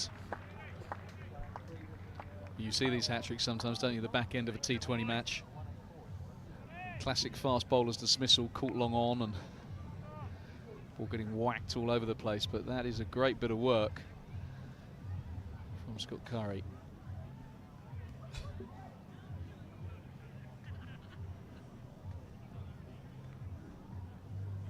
So we said about Eddie Jack being preferred to the likes of Howell and Fuller. He's done it well. Good tactic, banged it into the surface. And when he has pitched it up, batters have got out. So good to see Vince entrusting a young bowler with the last over. And he has repaid the faith so far. 2 balls to go. Middlesex a long way short of the 200, which at one point looked comfortably in their reach. It's just how much further beyond the 200 they go is the question. But a hat-trick ball for Jack. Tom Helm, well, for 2 reasons the onus is on Helm, just to lay bat and ball here. 1, to keep it out, and 2, to find that single to give Holman the strike. He's a powerful hitter of the ball, and ideally Middlesex will want him to face the final ball of the innings. They run the bye, keeper misses, Holman will have strike. Quick delivery that. Eddie Jack, I know the England hierarchy like Baker, they like Jack. There's a few promising young fast bowlers around the traps. Hampshire have a couple of them. That was quick.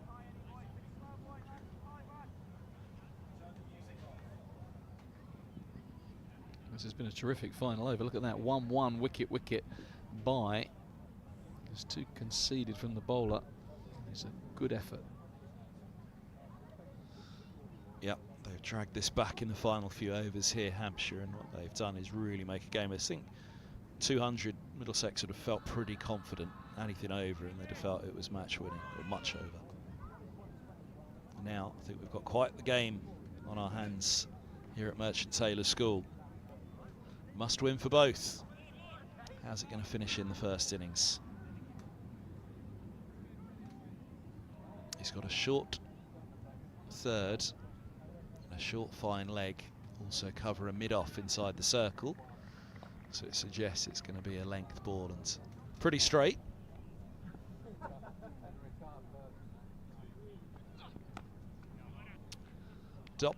Singles finish the innings then. Middlesex 187 for 8. It's a long way shy of what they were eyeing up at one stage, but the point that you made, Fultz, which is absolutely correct, is Stephen Eskenazi was almost standalone in that innings. 94 from 48 deliveries, quite brilliant. And even Williamson and Holden, who had a fine start with him, couldn't quite get going. Only Holman's 13 with the asterisks at the end. Pretty much tells the story.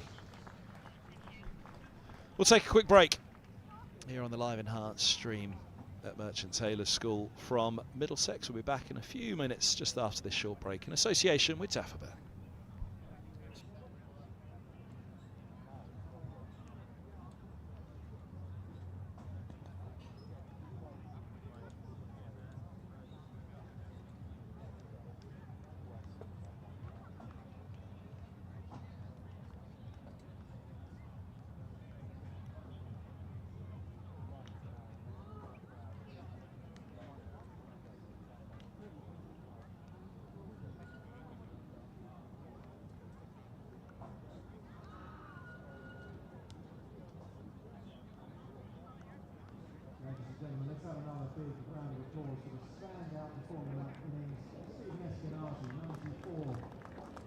this crowd bouncing. Oh my goodness me!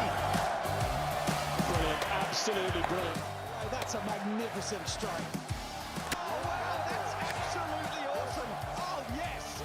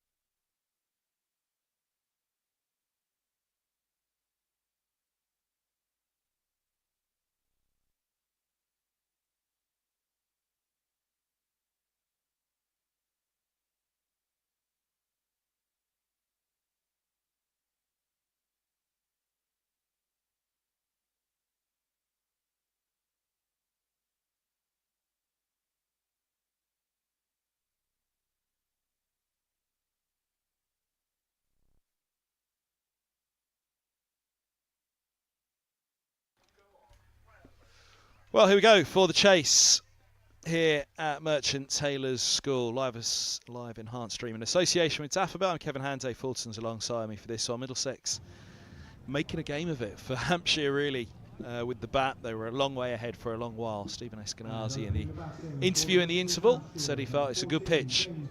I don't know if there was a little bit of chronology in that, though, from Eskenazi, who hit a belter. And this should be a tricky chase for the Hawks. Well, usually batters, when they've just got a brilliant 94, say it's a minefield. It does doing all sorts, and everyone goes, "Oh yeah, well played, mate." But yeah, I think this is a tricky run chase. I think the pitch has done plenty, and I think James Vince, the Hampshire Hawks captain and record T20 blast run scorer in the history of the game, of course, he very much holds the keys. In good touch. Got an 80 down at Taunton on a tricky surface where he struggled to get going, but he hung in there and then started to find the middle of the bat. Hampshire on that occasion came up slightly short. They were beaten with a couple of balls remaining. Had their target chased down. But, now Vince has a target in sight, so this will be a good contest. Good opportunity for Cornwall. Bowling at high-class players.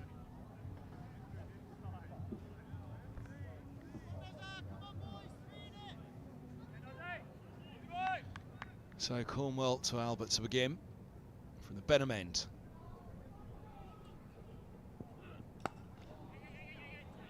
Get through for a couple. Mid-wicket couldn't quite cut it off. Williamson. Let's get his out on the ropes. Good signs though, that really swung in late. We've obviously seen quite a lot of him. Does look to bend it back to the right-handers.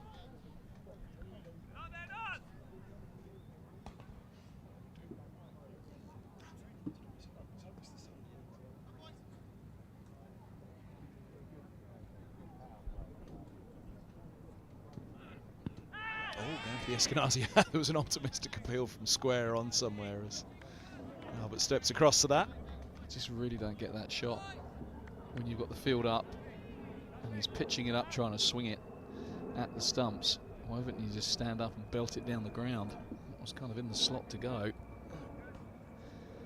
don't think you'll be seeing anything like that from Vince.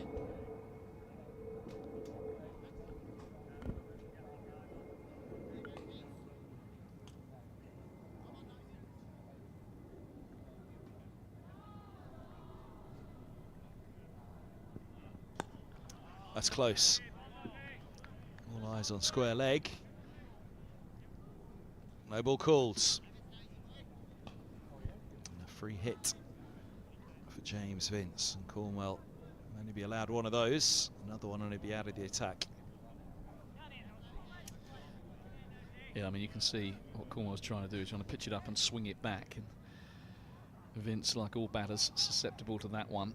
But just undercooked it. Too high, so opportunity to hit hard here. There goes. Thumped away, just dragged it really.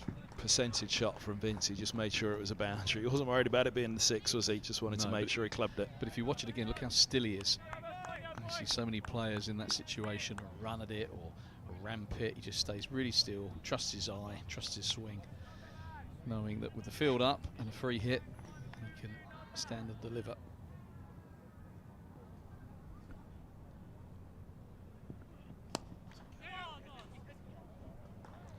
Gets through. Back-to-back boundaries. It's funny how one can bring two, isn't it? Well, there's a bit in this surface. And Cornwall, if he wants to find it, he's got to hit the pitch. So, full bunger. He's just trying to swing it, and you can see even that did swing back. So you can see how he's trying to operate. You can get a little bit carried away trying to swing it by pushing it up there. He still can swing it by hitting the surface on a good length.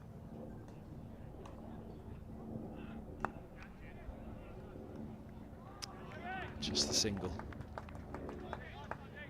Needs to get out of the over, doesn't he? 14 off it. Yeah, got away with that one. That was short and wide. Could have been dispatched over cover.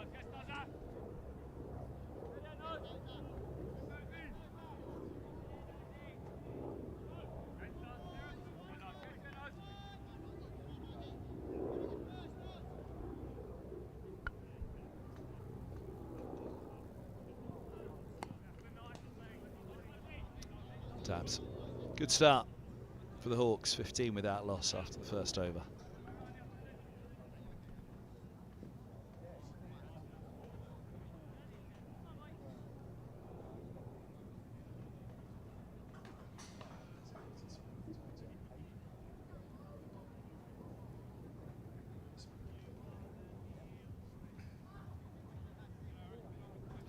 Beautiful day here at Merchant Taylor's School. I was going to comment at the end of the innings that Luke Holman and Lewis DePoy were striking into the breeze, which was also a good option, but actually it's not a breeze, Kev, it's the fan blowing in my face that you guys have kindly set up for commentary cam. Early look at spin here.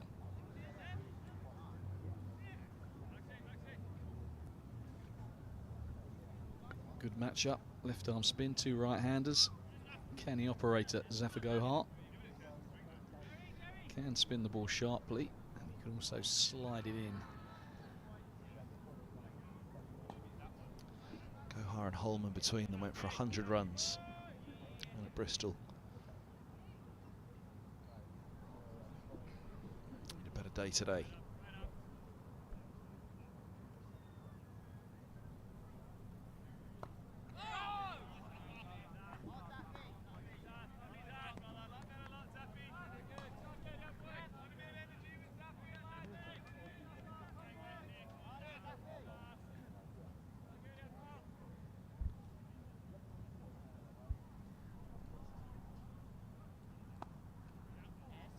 It's a good start.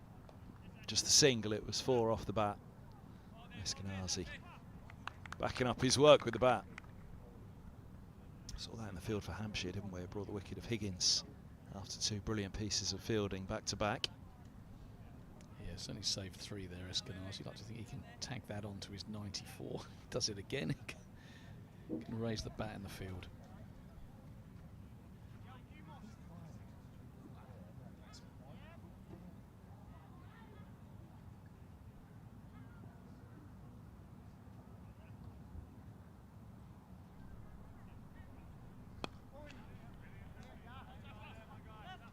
It's good from Gohar, isn't it? Again, that stop by Eskenazi helps. Halfway through the over now, it's over to Vince and Alberts try and find the boundary in the power play.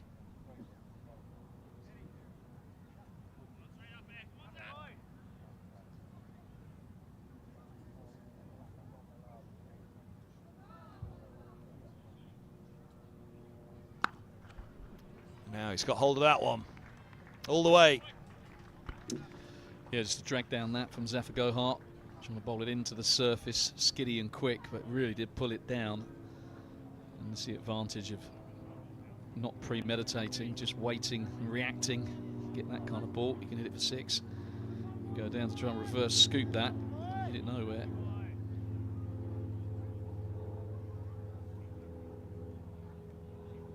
Be tempted to run at this one, because this one won't be a short. Looking 2. Off collects. Aaron Higgins down there. They won't take 2 to the arm of Higgins.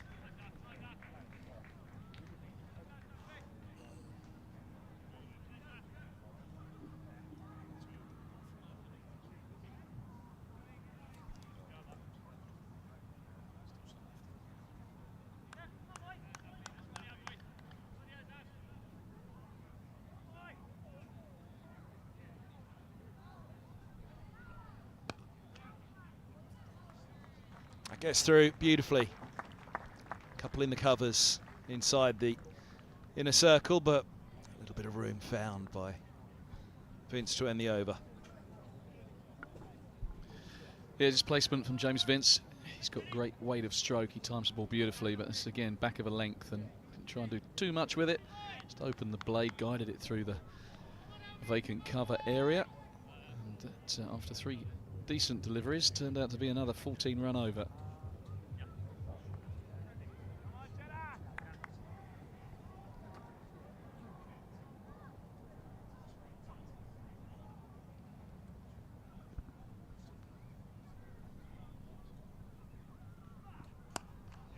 Tom Helm into the attack. Rare that you see Helm held back this long at the start of an innings. You do feel like this is a big over now for Helm and Middlesex to try and get a grip of this power play. We have a change of bowling at the down end. This is number 7, Tom Hallam.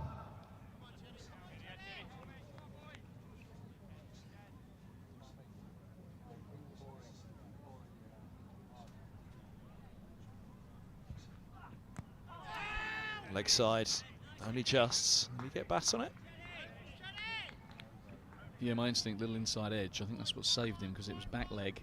Gave himself a bit of room with his front leg, but I think this was knocking the lot out. He not inside edged it.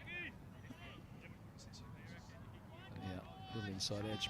Hit him on the back thigh.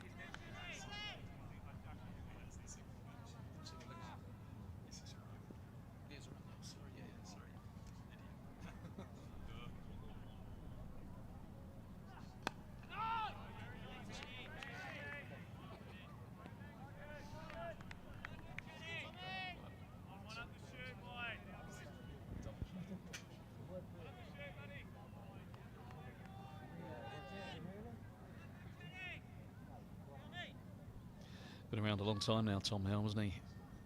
Great slower ball, can hit the pitch hard.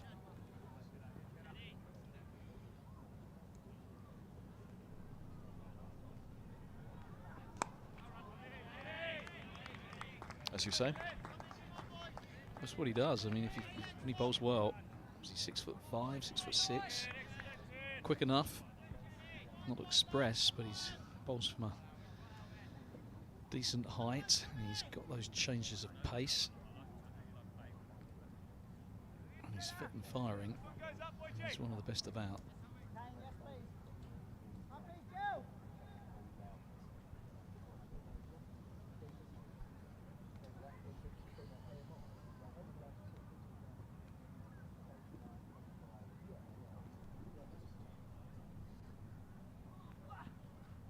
Pace off. Brilliant from Helm. This is where he's so good.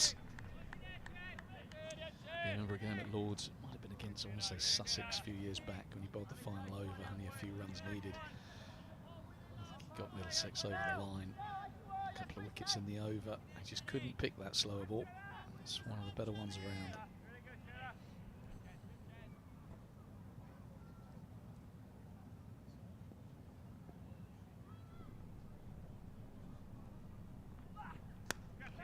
He's given that some width. He's got away with it though, just the single. Holman doing the fielding at deep backward point, end of the over. 2 off it. That is incredible cricket from Tom Helm. 30 without loss after 3.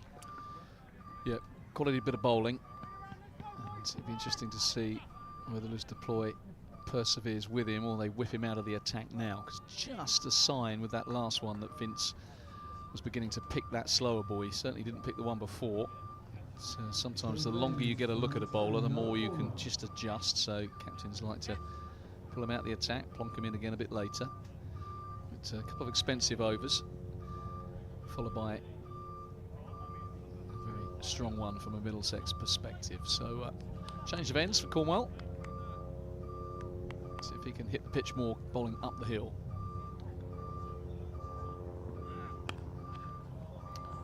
Oh, it's through. That's a beautiful shot. He stood up tall to that, Vince. Finds another boundary. First ball of the over. Pressure back onto Cornwell.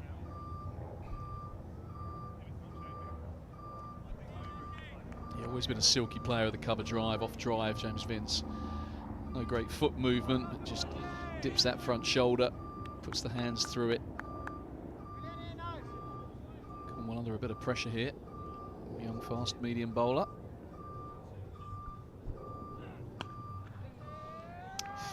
To the offside. This time he picks up fielder.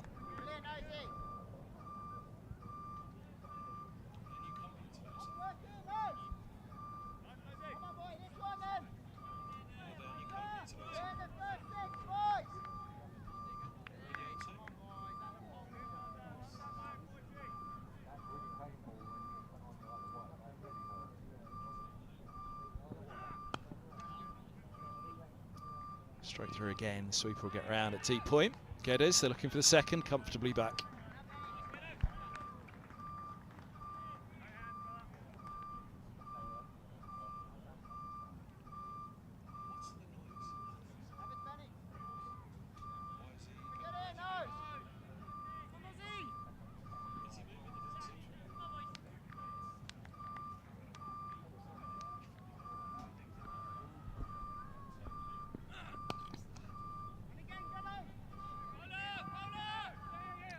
Oh, fumble from Guedes.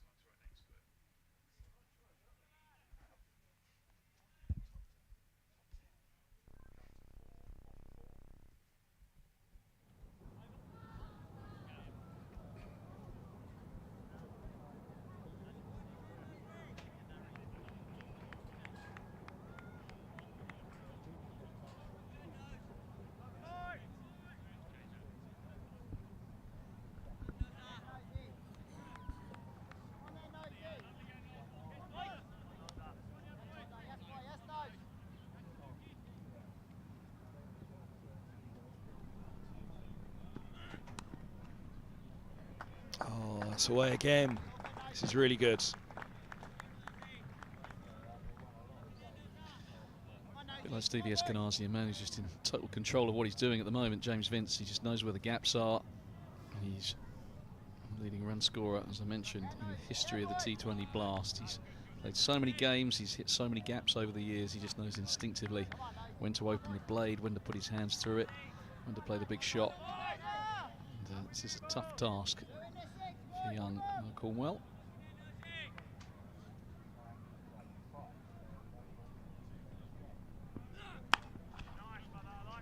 Oh, tracks to the fielder at mid-wicket. Williamson there. In fact, Higgins, my apologies. He's going to keep the ball as well and take off the hat. Higgins, he's got the next over. It's 42 without loss after 4.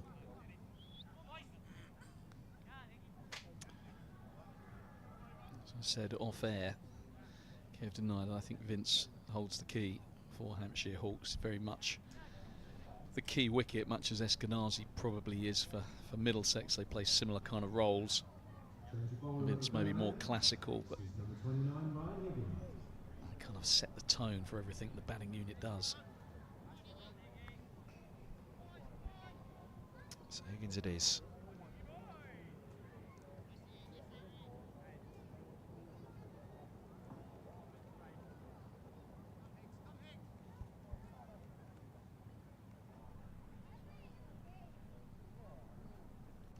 Step across.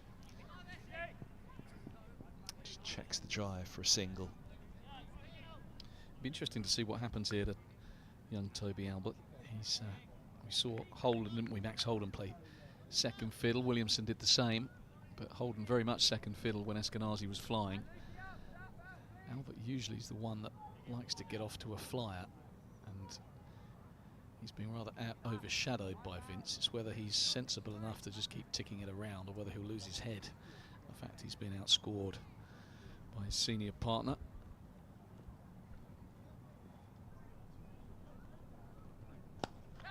Oh, checked and straight to mid-off. Deploy holds on. Middlesex have the breakthrough. They needed that, and they needed Vince as well. Yeah, James Vince not in a hurry to leave. Just checking that that carried, but we had a pretty decent view of it here. I mean, it was a skimmed drive. Never really got above shoulder high of the fielder. He nailed it, and for just a second I thought it wasn't going to get there. Deploy took a fine catch. Yeah, they needed that one. Higgins was doing some real damage, wasn't he?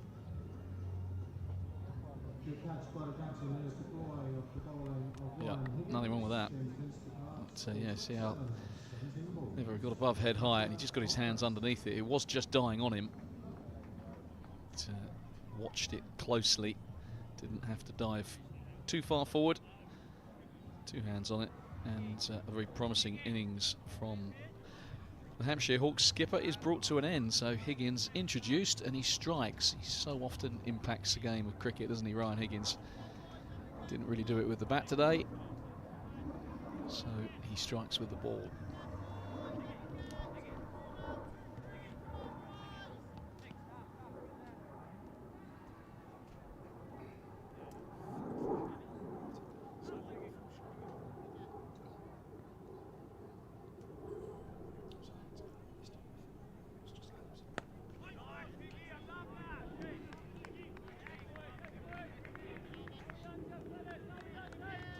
Tom Prests, pretty useful in the field earlier. So he had some good runs right in front of our commentary position.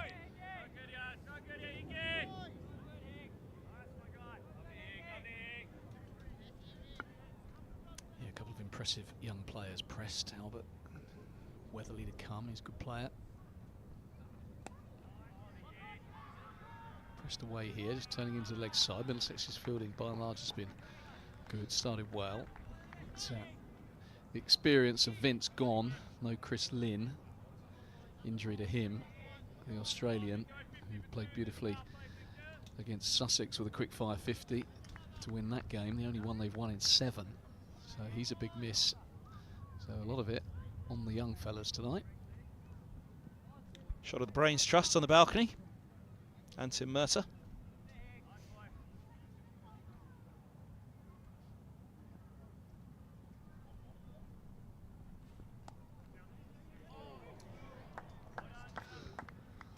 Tom Helm.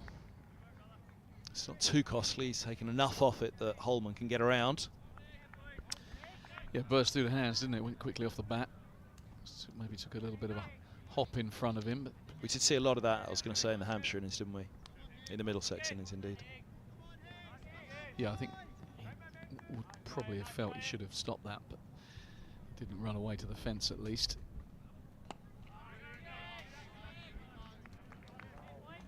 Well, no from Higgins, 1 for 4 from his first 6 deliveries, 46 for 1. And all of a sudden, a power play that was heading heavily towards the Hawks is now just tightening up, and Middlesex with that wicket slowing them down. Switching to the lake end, this is number 7, Tom Helm.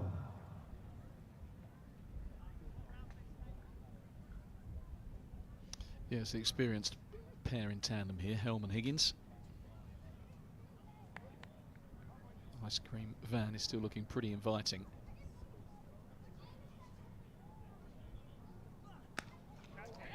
Now, there's a cry catch. It came sweetly off the bat, though, and it's gone all the way. If he was in the line of it, Holman probably would have taken the catch, but it was straight of him, and it cleared the ropes. It was a mighty impressive shot first up. I mean, it was back of a length. It was short.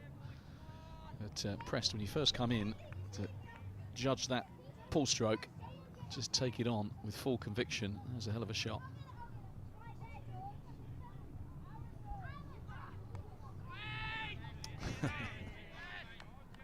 So difficult to pick the Helm slower ball. I think he picked it. He just had no pace to work with. It's one thing picking it, it's then you've got to do something with it. So I think he was almost anticipating it. The fact that the on-pace one went for 6, you're probably guessing as a batter that the next one's going to be slower. But he lands it so well, he couldn't really do much with it.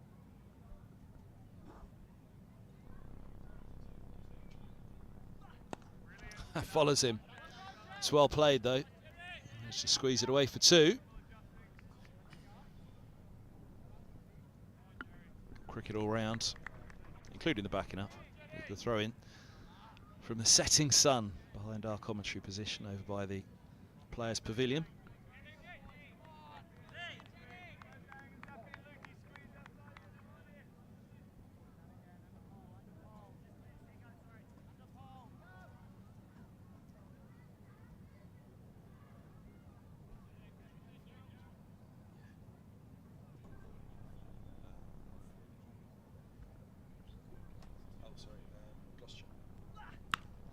Down the ground, in the air.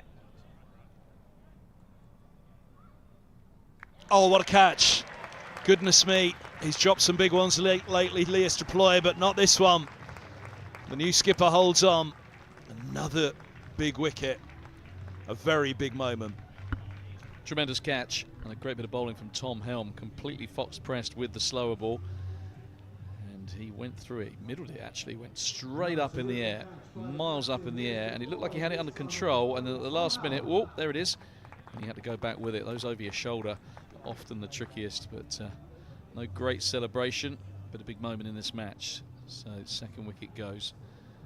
Just there, maybe the breeze just got it, but did not take his eyes off it and adjusted well. So the Hawks 54 for 2.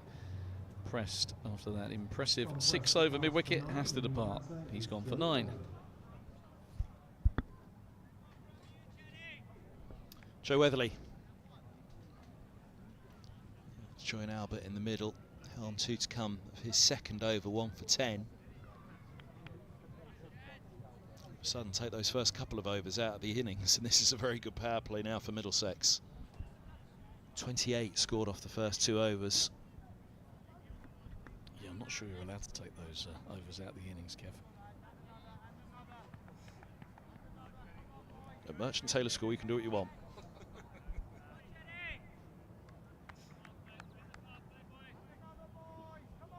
I'll take your point, though. It's been a good drag back. Helm and Higgins have been excellent.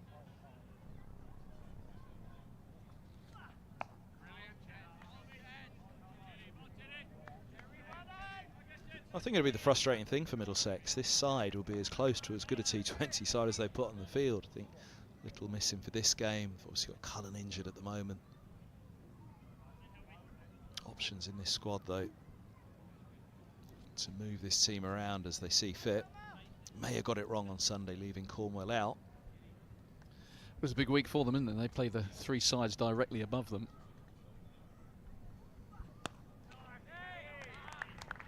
It's Gloucestershire on Friday night. They are 1 place above Middlesex. It's Kent on Sunday. They're in 6th, and Hampshire tonight in 5th. So you win those 3 games and you can reel all of those sides in. Well, that's given them the start now, isn't it? End of the power play, and Middlesex, you can see, very happy with that power play. The key question now is just how important was that Eskenazi innings for an individual to do what he did? Because even in that partnership, there was no dramatic climb, was there? Just that slight tailing off with the fall of the wickets at the end. If Middlesex keep the wickets coming, then you feel on this surface it's going to be very difficult to come in and really hit hard from the off, as we saw with Middlesex. Yeah, and conversely, Hampshire will look at it and go, well, you know, Middlesex fell away rather towards the back end. So comparatively, yes, they're behind. Power play was 64, 65 without loss. 64 without loss, so 55 for 2 plays. 64 without loss, advantage Middlesex. Eskenazi played pretty well for a while yet, but last 5 or 6 overs. This one is bunted too long on, to be the single. I think Hampshire will be aware of that and aware of the way Middlesex fell away, so this is still a game very much on a knife edge. Luke Holman. It's a good tournament so far. Sunday was tough for both he and Gohar.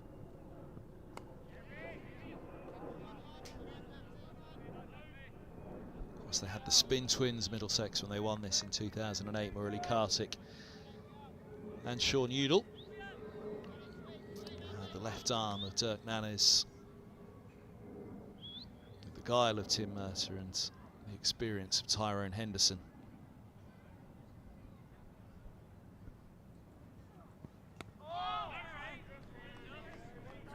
Holman having fun already. Yeah, you mentioned that bowling attack. I think Kent, when they've won it as well, would probably say the same thing, that the bowling attack in 2007 was largely the reason for them winning. Lots of Ryan McLaren and Malinga played finals day.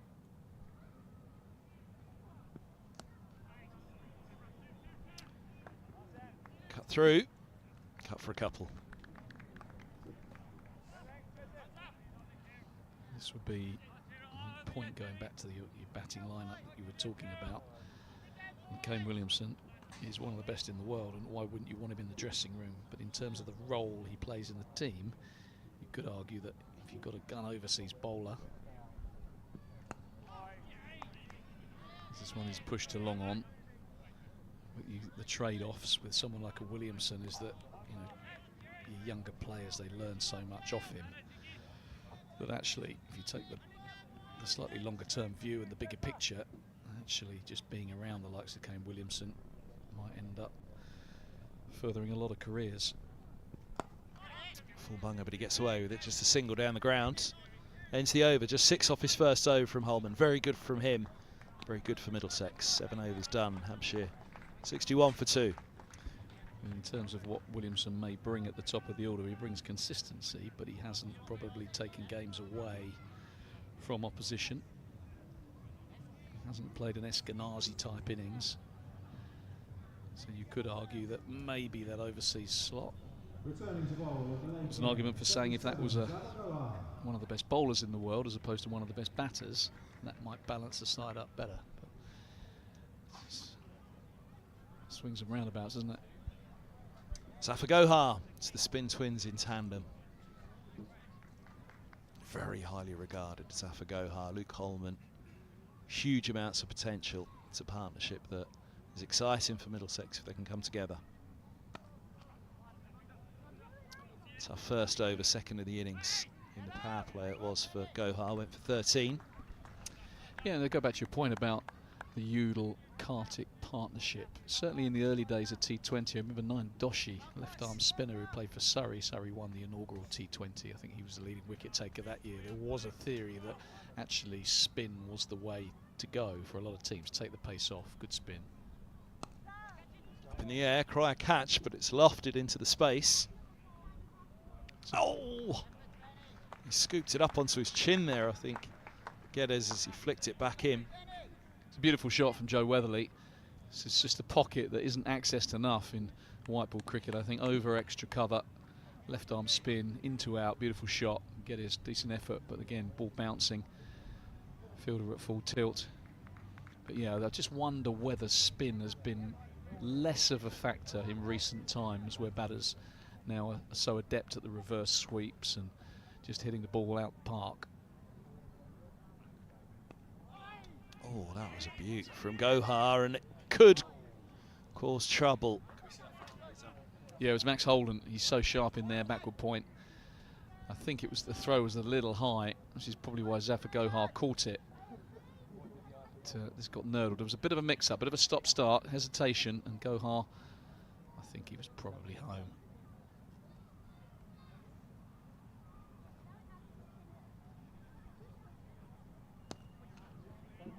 We saw that one ball back drop there.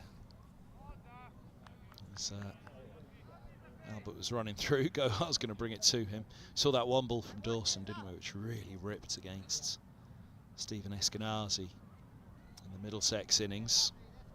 Yeah, he's one of the two he tossed up. The first one he tossed up got launched over extra cover, much as Weatherly did to Gohar. The next one was a rare play and miss from Eskenazi, and it really turned and bounced. So there's probably something in there, but spinners don't really want to throw it up at this format of the game. There's going to be another dot ball though. It's nicely bowled. Straight from Gohar.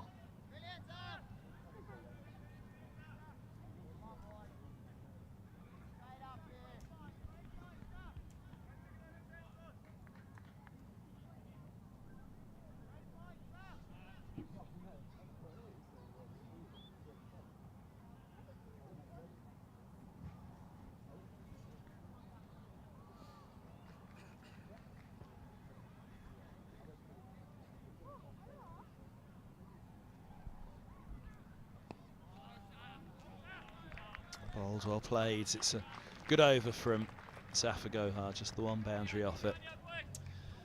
It is struck by Stevie Eskenazi, who's fielding just in front of us, 20 yards away during that over. Just encouraging his bowler. Just wonder whether no longer being captain, whether that would have played any part in the innings he played today. Obviously he was playing very fine innings while he was captain, but to some extent you can be unshackled, unburdened when you suddenly the captaincy is no longer sitting on your shoulders, and it sometimes can weigh heavily. Chopped straight to Williamson at backward point. Look at the criticism that, say, Ben Stokes, who's been fantastic for England, has had in recent days. It's difficult. There's no hiding place when your team loses a game of cricket when you're captain. And now, oh, it's straight back to him. Well, bowled from Holman. He got Albert into a spin. And he takes a cordon bowled, which again hurts Hampshire hard in the early stages here.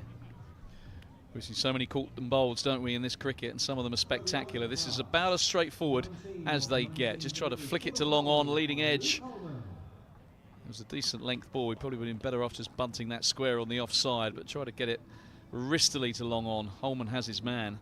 Albert, who can be a dynamic player at the top of the order, never really got going today. And the wickets keep tumbling. So Hilton Cartwright, the new batter, be familiar to Middlesex fans.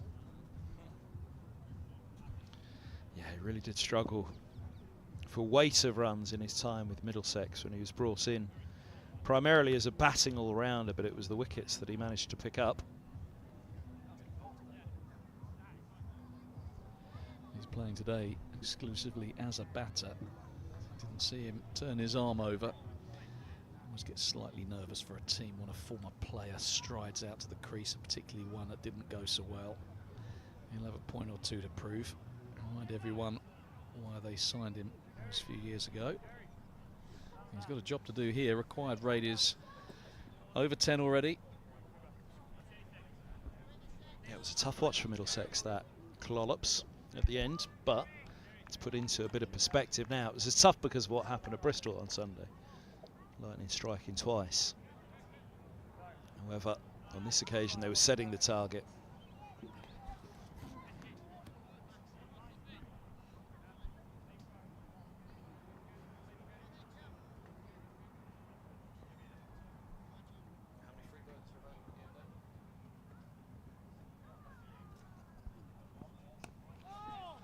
Googly from Holman. It's well played though by Cartwright. Get off the mark, first ball.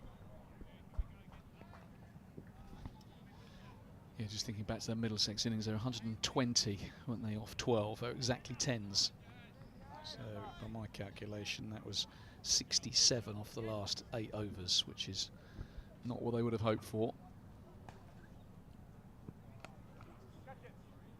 That's well played, powerfully struck. Punched, really. That's that square leg boundary. Yeah, he's a good player, Joe Weatherly. A little time at Kent on loan. That's not Holman's best delivery in truth. A bit of a drag down and got pumped for 4. Trying to bowl the quicker one.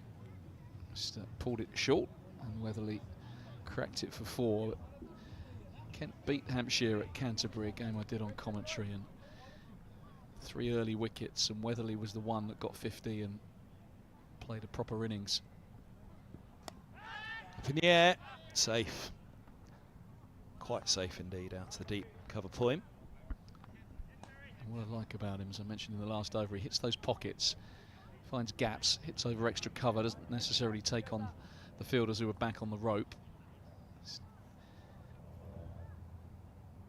And he's able to pace an innings as well, so while he's there, and the dangerous Cartwright, still plenty of batting to come, the likes of Howell and Dawson.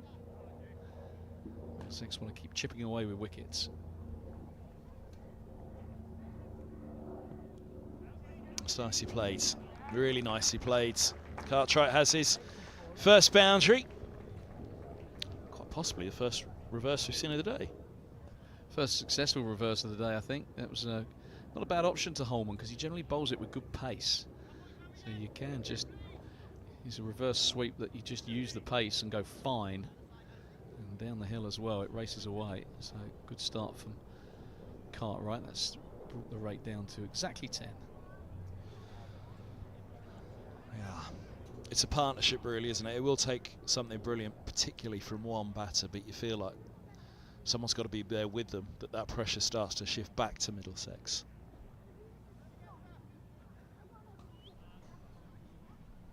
Gohar goes again. Just 7 off his last, over 13 off his first.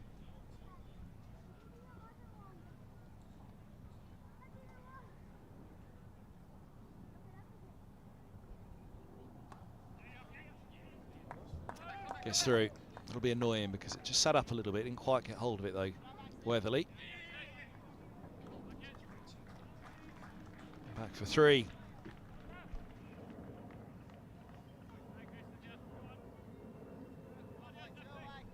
Will annoy Middlesex. Little things though, isn't it? Like those 2 pieces of fielding that brought the wicket of Higgins. You can just get a few things going. Yeah, I think it's whenever you play at an out ground, you're always going to have the odd bit of misfield. Misfielding. We saw some brilliant work from the Hawks, but we also saw 1 or 2 skip through. We saw 1 hop past Liam Dawson. We saw Scott Curry on the boundary rope get done.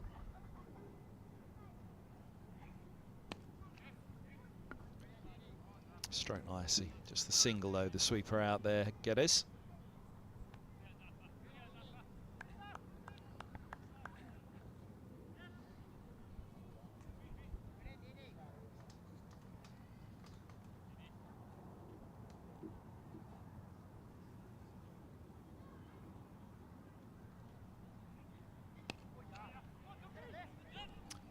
Oh, that's good fielding. It's good running.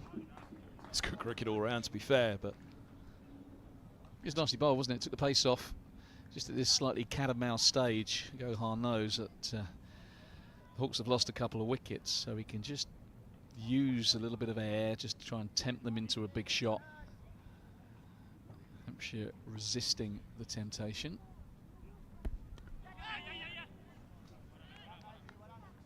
get through.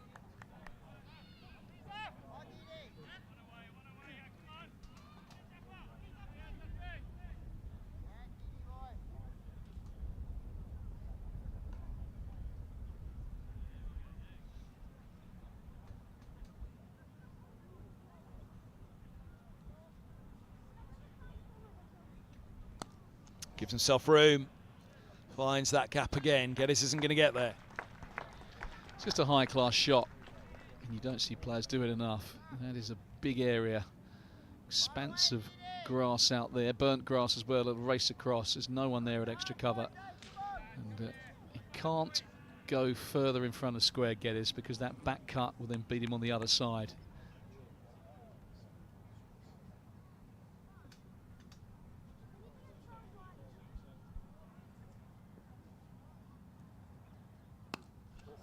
Now that is a big shot. One of the biggest of the day. Is that taken? Is that the St. John? No, it's the ground staff down there, isn't it? I thought it was St. John's ambulance taking that catch. Yeah, beautiful bit of batting by Joe Weatherly. I mentioned how well he played at Canterbury. It's a similar start. In fact, he's probably a little bit more fluent, but over extra cover, that one was in the slot. Gohar teasing him, just tossing it up again, and no second invitation needed for Joe Weatherly. Just pumped him back over his head for 6. 96 for 1. We're just hearing over the tannoy.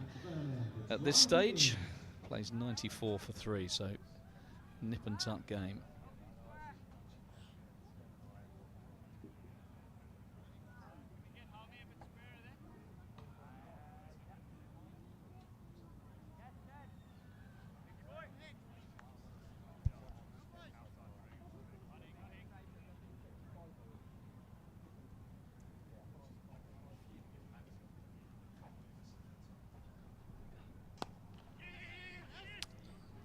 Yes, just the single to Eskenazi. 93 from 59 balls, but 7 wickets standing, 3 down midway through the innings is far from a disaster from Hampshire. There's still time to rebuild this. It will just be in different order to the way Middlesex went about it.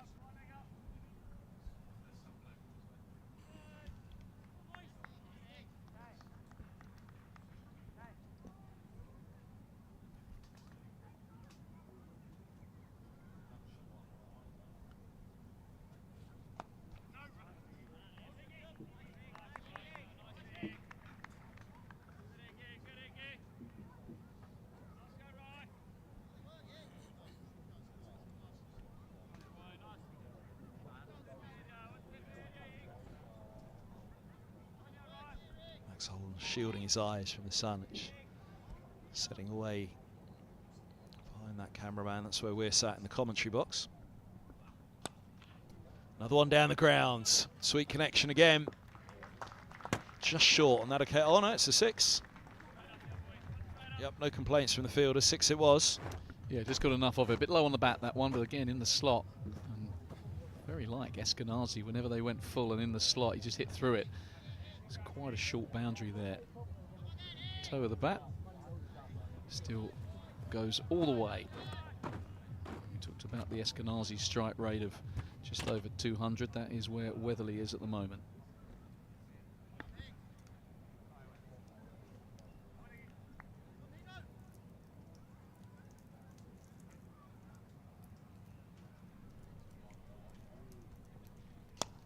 Low full toss. Hard to get away. Will they turn it into Sue, though? They will. Just in between the long on and mid wicket.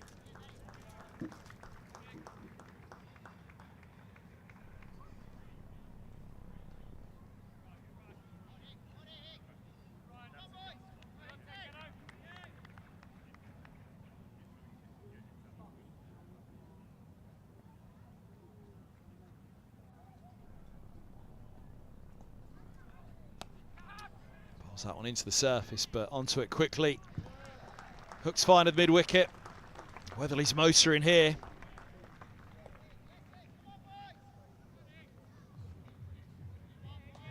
His strike rate's up to 215 now.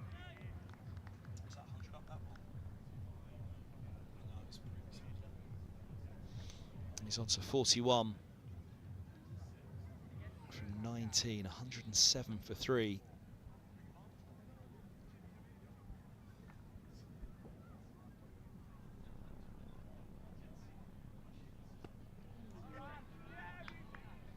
Only went for 4 off his first over, Higgins. Gets out of this one with the dot ball. 107 for 3, Hampshire after 11.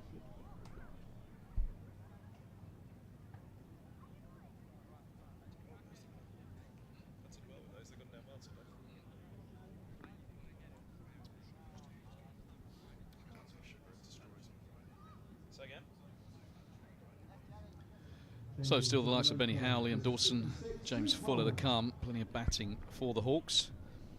But we did see in the Middlesex innings, not always easy to start on this surface. So a change of ends for Luke Holman. I don't mind this, him coming up the hill. Just felt with his pace, those little reverse sweeps and little dab sweeps could run away down the hill. It would be harder to do that with him bowling from this end. On the spot straight away.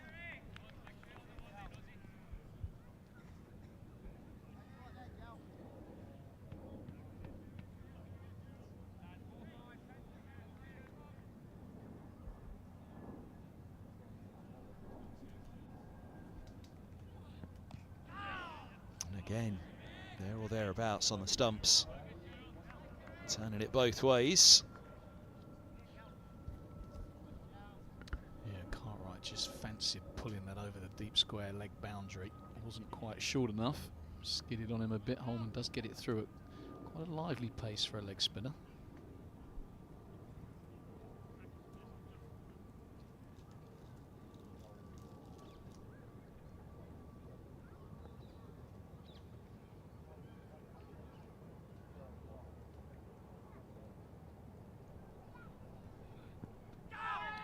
Past the edge on this one. He's very much in the game in this over, Holman, isn't he? Yeah, first over started well, and then back half of the over not quite so good. He's got to try and finish it off well here. And that's not a bad start. Onto middle and leg. Weatherly has to go. He just started to look like a danger man. Holman returns. And a big hug from his skipper, Lewis Deploy. Yeah, cracking bit of bowling from Luke Holman. A good bit of captaincy as well. I think this is a better end for him to bowl. And Weatherly giving himself room. Might have been the wrong one, actually. Just looked like it turned back into him. Cramped him for room. It was probably the length to cut, but the fact it turned back in, didn't pick the wrong one. Holman has his man. It's a big one too. 41 of 22 deliveries. That is a fine knock. He was playing beautifully. But, that is an important moment in this game.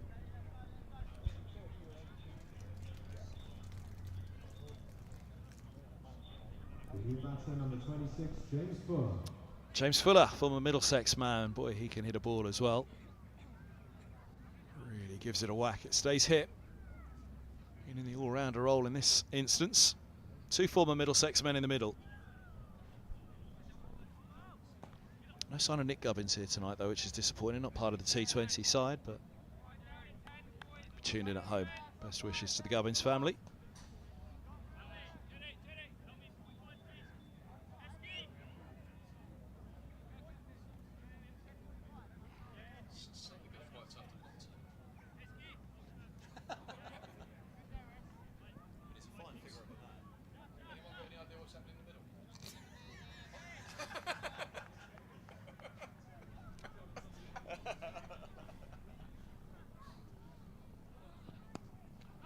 This is an outstanding over from Holman. It's been a funny kind of innings, isn't it? There's some really quiet overs and then some monster ones, but not much in between. It's either been a biggie or 2 off and a wicket.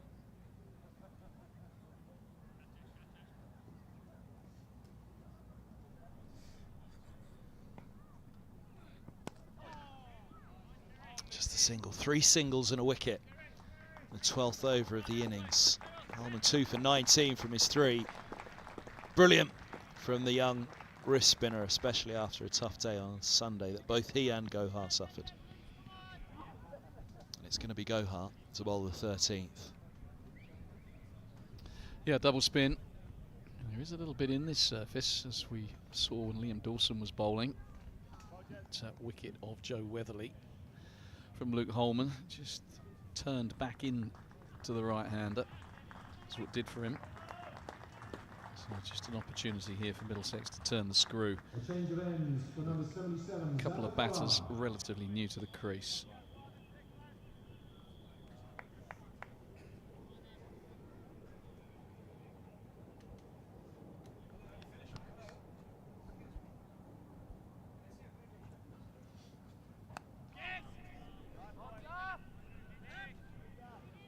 Single starts the over.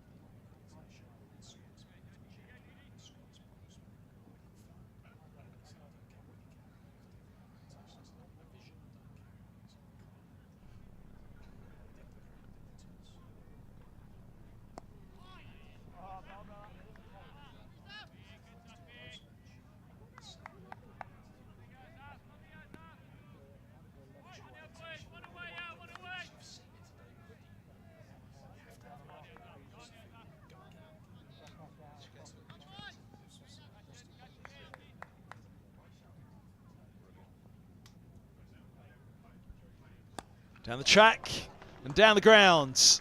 It's one of the biggest of the day. Takes out that tree, I think. Well, he didn't hold back here, Hilton Gartright, did he? He wanted to hit this for 6, and he got to the pitch, and that is a proper swing of the bat. That went many a mile. As you say, I think it cleared that tree. It might take a little while for the ball to come back. Oh, through it. Did its job, got the ball back a bit quicker. Not quite the old lime tree at Canterbury.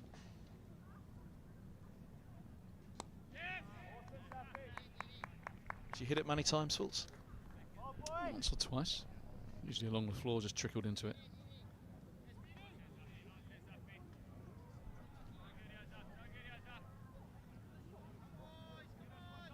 Got blown down on my watch, that lime tree, when I was captain. Phoned up by Ivo Tennant, who asked me what I thought about the tragic demise of a What was your reply? Well, I didn't reply straight away. You're overcome with emotion. No, I had to check what the party line was, because I was never a big fan of a tree in the ground, you know. I mean, I accepted it was kind of tradition and quite a quirk of the St Lawrence ground, so we went with it. It was the thing that I never quite understood is after it got removed, when it fell down, they planted another one in its place.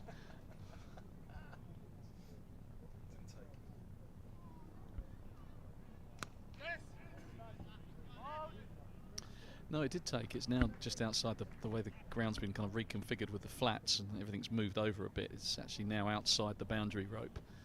But for a while it was inside. But they actually put it in slightly the wrong place because they replanted it and they tickets to see the replanting and it snowed. So they marked, X marks the spot, and then 6 inches of snow fell. And obviously no ad boards during the off season. This was in January. And everyone's pacing around going, do you think it's here? Should we put it here?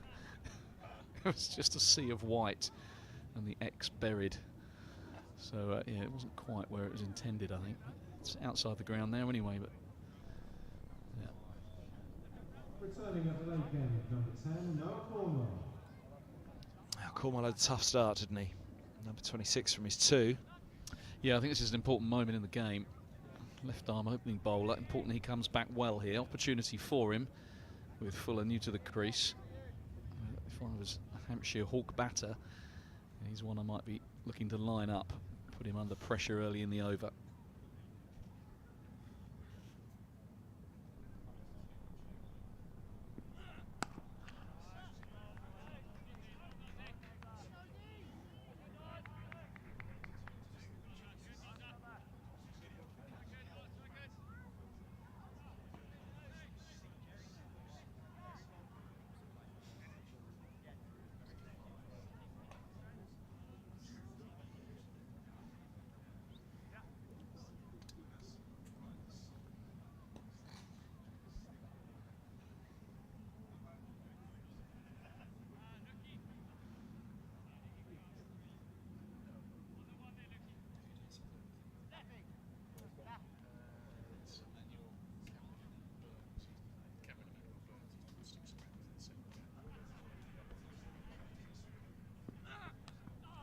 Oh, that gets through. An inside edge on it. Cracknell playing his part behind the stumps.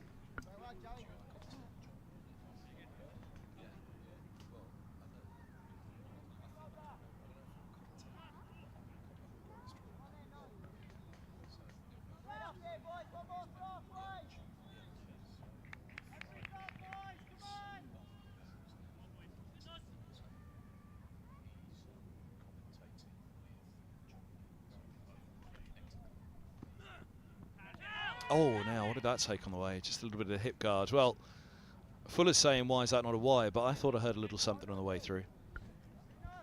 Yeah, staring at the umpire, but he might just have clipped something. I think he's just disappointed that he missed out. If he got any kind of bat on this. Yeah, I don't know. Can't really tell from those pictures.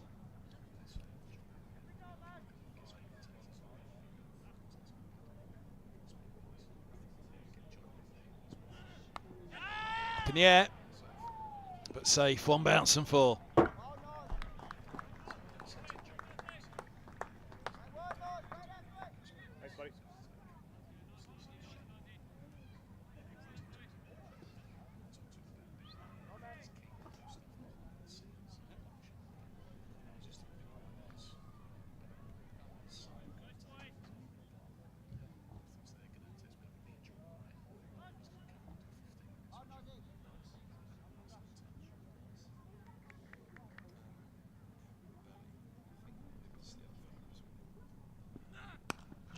Oh.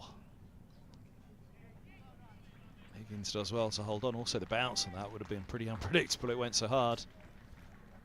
Yeah, he hits a big ball, James Fuller, doesn't he? And he got that flat. Went like a rocket. Went, comfortably straight at the fielder. And it bounced nicely 20 yards or so before him. So it was, in the end, quite a straightforward bit of work. But it was hit hard.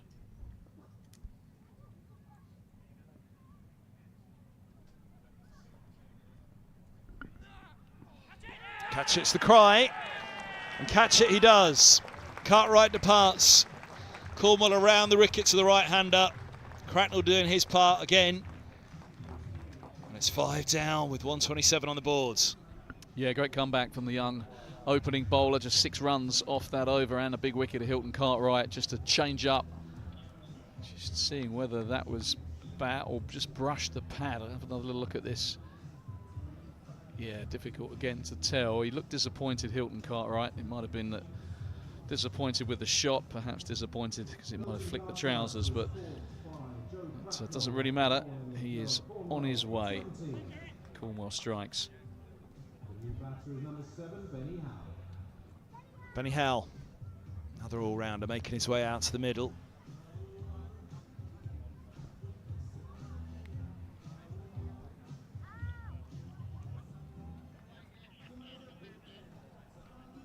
.61 off 36 is still very manageable, but it is now the wickets column that's just started to become a little bit of a concern. Well, it's Howell and Dawson, isn't it? Fuller, Howell, Dawson, and then it's the young bowlers, the likes of Curry, Jack, and Sonny Baker, who I don't know much about their batting, but you'd think it's probably got to be the 3 senior guys that get Hampshire home if they are to win this game. Middlesex will know that. Holman, change of ends again for him.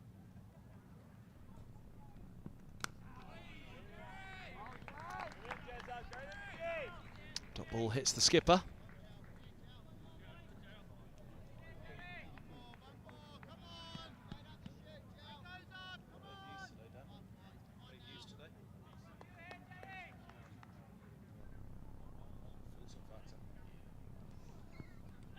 Oh, that is another very, very good ball. Slides in between bat and pads. Let's see what they were appealing for here. So it went through, it went off the pad. I think that's what did for Cracknell as well. So just flicked the pad, but he was outside the line. A good bit of bowling.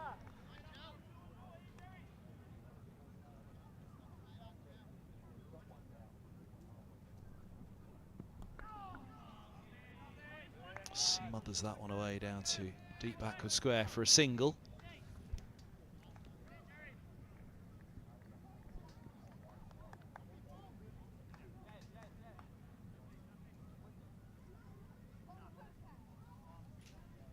So Middlesex with their noses in front here, I think that's fair to say. Still all results possible, but 60 off 33, that rate creeping towards 12. Penny Howell yet to face.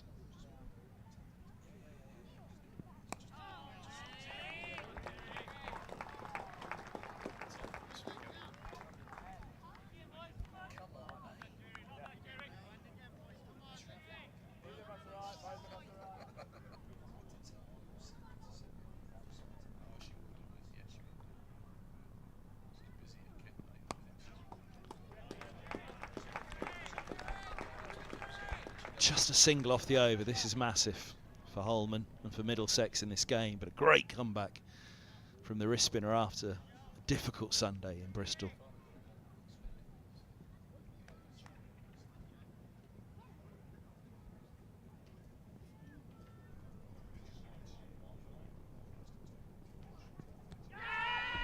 Leg side. Oh, and nearly a run out at the other end as well. 129 for 5. Holman 2 for 20 from his 4. It's an outstanding day for the North Middlesex lads. Yeah, good bit of bowling from Luke Holman. Big wickets in there as well. Joe Weatherly was playing beautifully, and that dismissal of Weatherly has really changed this game.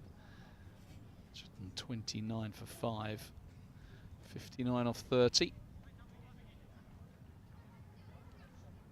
Ball at the late end, number 7, Tom Helm. Now this is going to be quite the challenge for Hampshire. Helm almost got Middlesex in the game, didn't he? That third over of the innings just went for a couple of runs.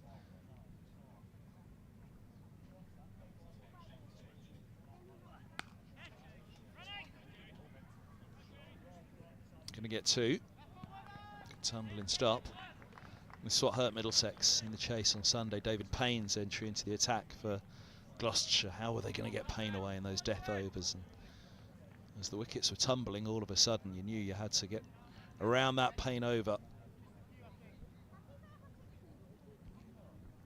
There's no way back for Middlesex, as the required rate skyrocketed in the end, even with those couple of sixes to start the final over for Cracknell.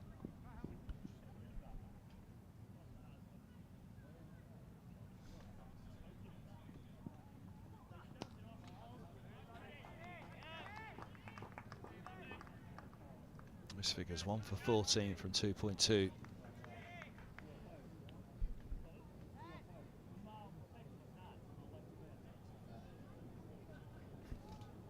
Yeah, just wonder whether James Fuller might be the man here.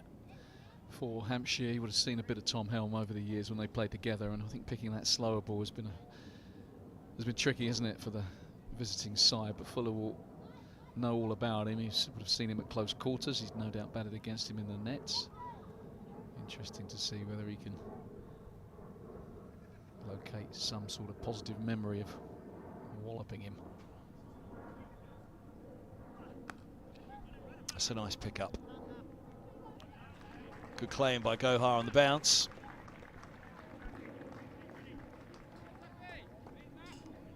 You've always got to be a bit careful running in like that, Safar Gohar. He takes that big hop. He's not a tall man. I saw that happen to Matt Walker once. 5 needed to win. Essex. Matai Muralitharan bowling. Ball got swatted out to deep mid-wicket where I had my shortest man. And it bounced 10 yards before him and hopped over his head.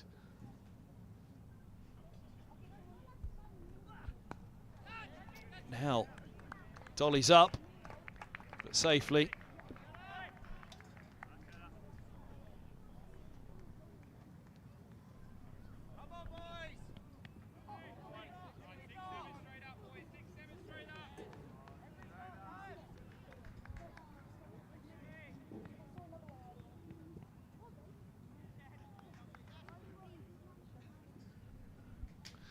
Long off's coming up. Long leg is going back. Long on. Deep mid-wicket, deep square, deep cover the other 4 back.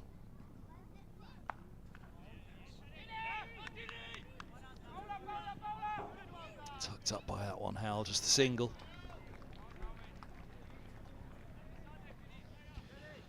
Yeah, Benny Howe struggling to come to terms with the change of pace from Tom Helm. The slower ball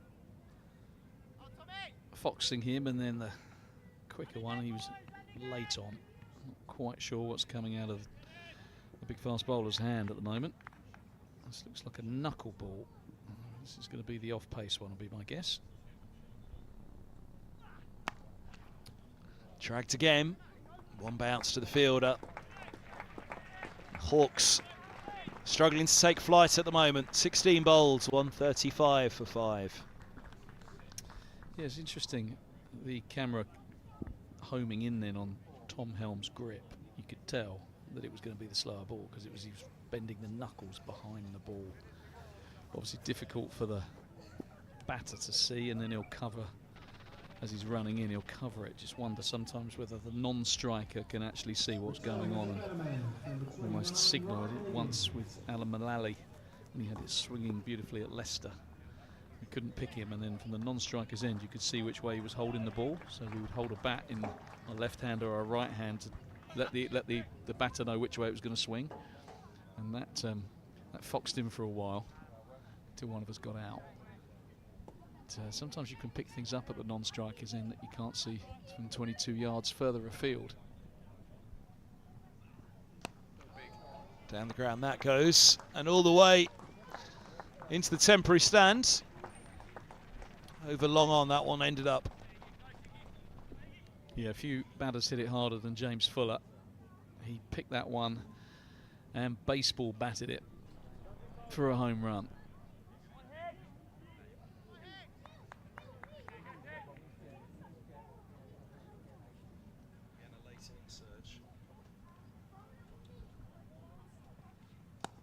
Low full toss, he's got it away, just a single though. Saw Kane Williamson hit that wonderful inside out punch over the covers off a full toss early in the Middlesex innings. Hardest ball to get away.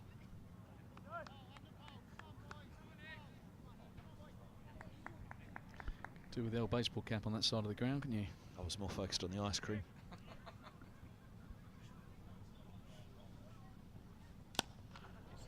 Low full toss, put away. And the hardest balls to put away, the low full toss, but Hal does exactly that. Just keeping the Hawks in the hunt here. Well, sometimes it's just a big over. That's all you need at the back end of an innings.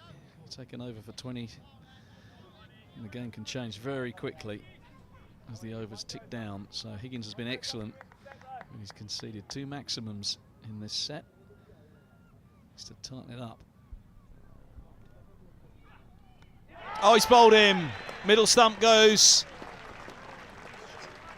His old Gloucestershire teammate got him away for a couple of sixes, but Higgins has the last laugh. Yeah, he's not over celebrating, is he, Ryan Higgins? He knows he's been a bit costly in this over with those 2 sixes, but that's the character of him. To be fair, it was. I think if Benny Howler tried to hit that straighter, it was pretty much the length he was looking for. It was a bit of a swish across the line, in truth. He'd have decided to pump that back over the bowler's head, he might have had more success. But, Higgins gets his man, his old colleague. And that is a big wicket because he can hit a good ball. But Liam Dawson, he's no mug either. One of those cricketers that kind of finds a way, Liam Dawson. Well, he absolutely is. And he's had some fun at Middlesex, including at Outgrounds before. He got a nasty injury. He had to be stretchered off at Radlett in the COVID season when he was batting. He landed after playing a back foot defence. I think it was the Achilles. Got a tear, a really nasty one. He was out for a while. He ended up with the astronauts boot on, and worse than that, he had to come and do a stint of commentary with me in the T20 at Lords later that season. Short straws everywhere. Yeah, he's a good cricketer, isn't he? 35 years of age now, Liam Dawson. Canny operator with the ball. He's a useful finisher with the bat as well. Can pace an innings. So familiar with these kind of situations. 20 balls remaining. Often finds himself in exactly these type of situations. So what can he do? A couple couple of balls of Ryan Higgins to negotiate, looking around the field, trying to find where the gaps are.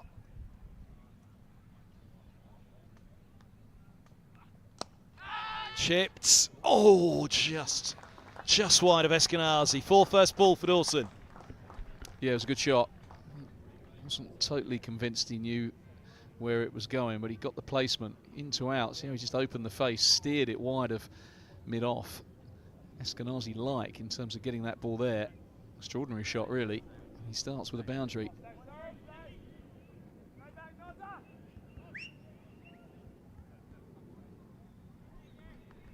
.36 off 19. It's manageable, but somebody's got to get in and do it.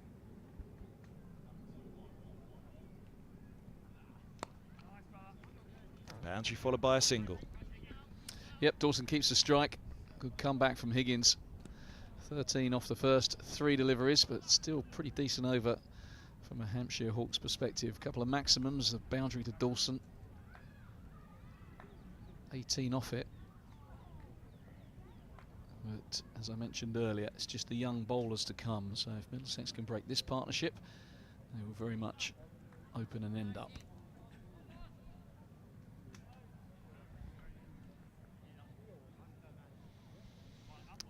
Two big hitters of the ball. A lower order batters. Here's Cornwell now. He had a tough start, Cornwell. They've got it's not so much pick a bowler at this end, but this will be an over that they will target. They'll know that this one needs to go big, get them into the game, into those final couple of overs, especially against Helm, where Helm will happily go out there and defend single figures, as he's done in the past. Yeah, pressure on. We saw it with Eddie Jack, didn't we? He was entrusted with the last over. And James Vince, there were other options. He threw it to his young fast bowler, and he delivered just 2 or 3 runs off it and a couple of wickets. What Middlesex would give now for something similar from their young pup. Turned fine, just a single to Helm. You often factor in how many you can chase off an over. You don't want to chase more than 15, 14 off a final over. I think your point you make about Helm is a valid one. We always used to, when we played against Gloucestershire and Ian Harvey was playing, you knew he'd bowl the last couple. He didn't really want to go more than 6 or 7 off Harvey, so you knew you'd factor that into your equation. Try and take down somebody else who maybe didn't have his skills.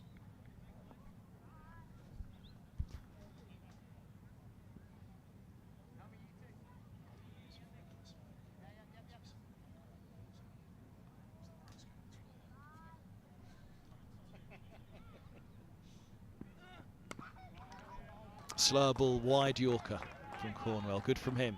Yeah, nicely bowled. Fuller, no doubt, eyeing up that short straight boundary down the hill. Couldn't do much with that one.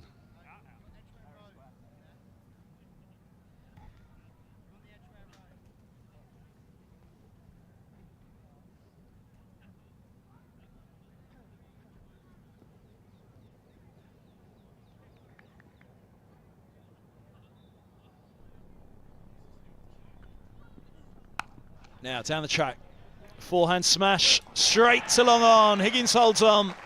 Dawson falls for 6. 7 down. Cornwell has his 2nd wicket.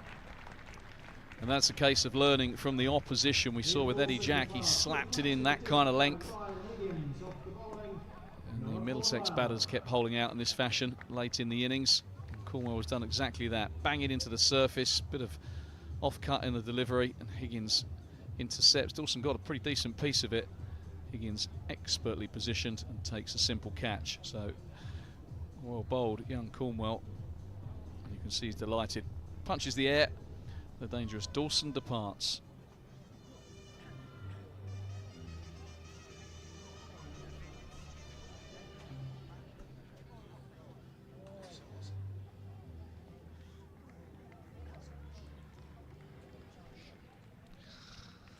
Jack out at 9, but it's over to Fuller really.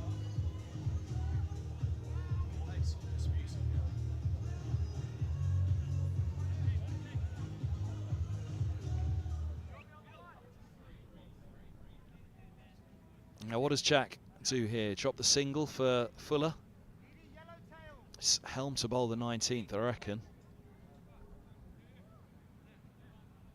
Fuller's going to have to try and take him down either way. But what does Jack do in the meantime? Does he swing from the off?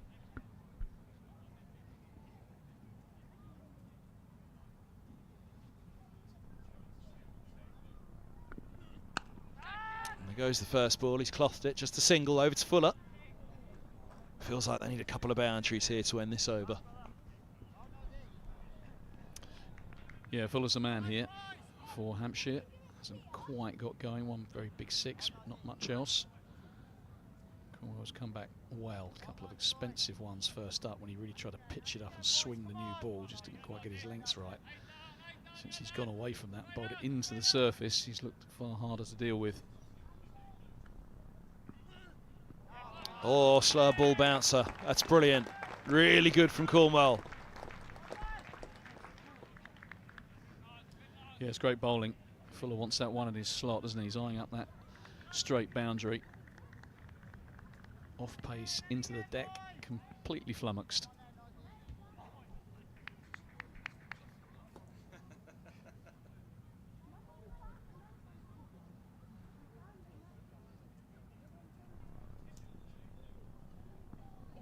Oh, now that's his second as well.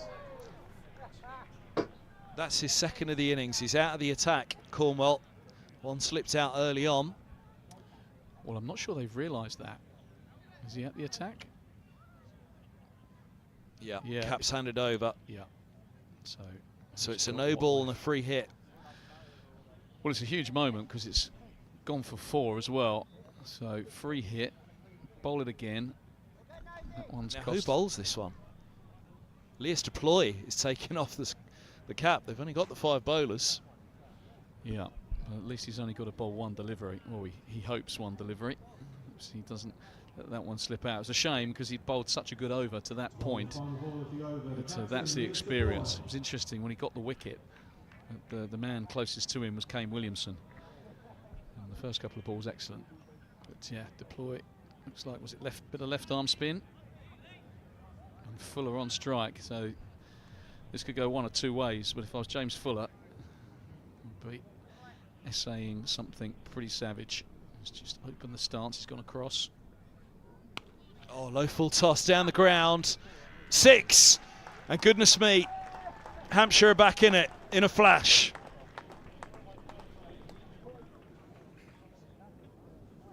Wow. I mean, that really was a loosener, and you can understand why. Part-time bowler. I mean, what I would say, fair play to the skipper. He's taking responsibility himself. He hasn't thrown it to anyone else. He said, I'll do it. But it was a real little loopy left armer, wasn't it? It said, hit me. And Fuller can hit a good ball. So that flat one from Noah Cornwell in the final shake-up. You've got to feel for the young man because he was really clawed it back well after a couple of expensive opening overs. Looked like that banging it into the surface was the way forwards. I don't know, it must have been a slower ball that just slipped out, but it's his second one of the game, out of the attack. No ball, free hit, costly.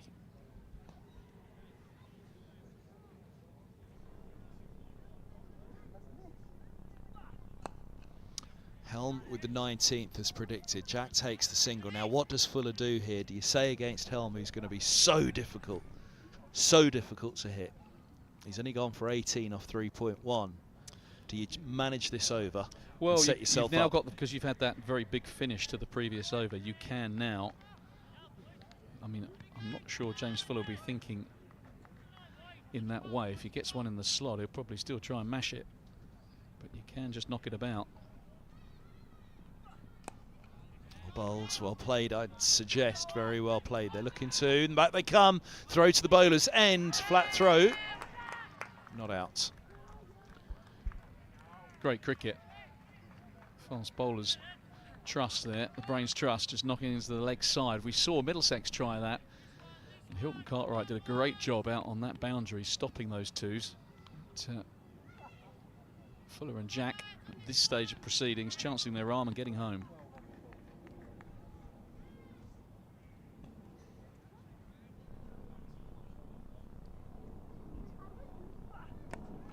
This is Go again here, and I think they're going to get there.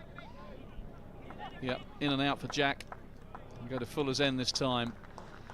That is fine batting and good thinking as well, taking a point, Kev, that don't take any chances against Helm. If you can get to a ball, why wouldn't you? That's what I was going to say. It's excellent bowling, but it's really clever cricket, isn't it?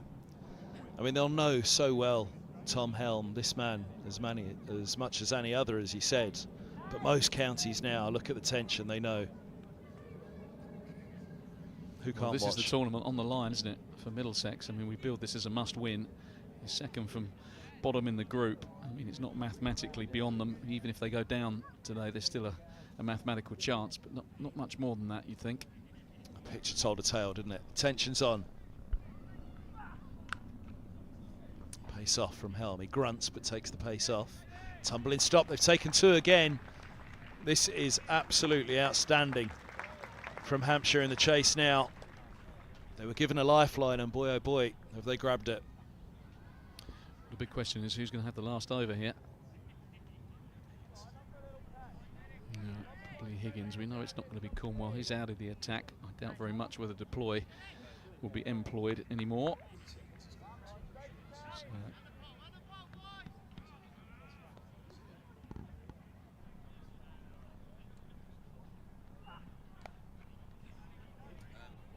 oh, it's through.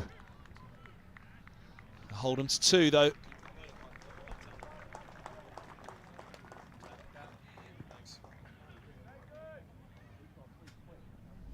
yes, there you go. Ryan Higgins with the over remaining. He's been expensive, but he is very experienced. So what can Helm leave him with?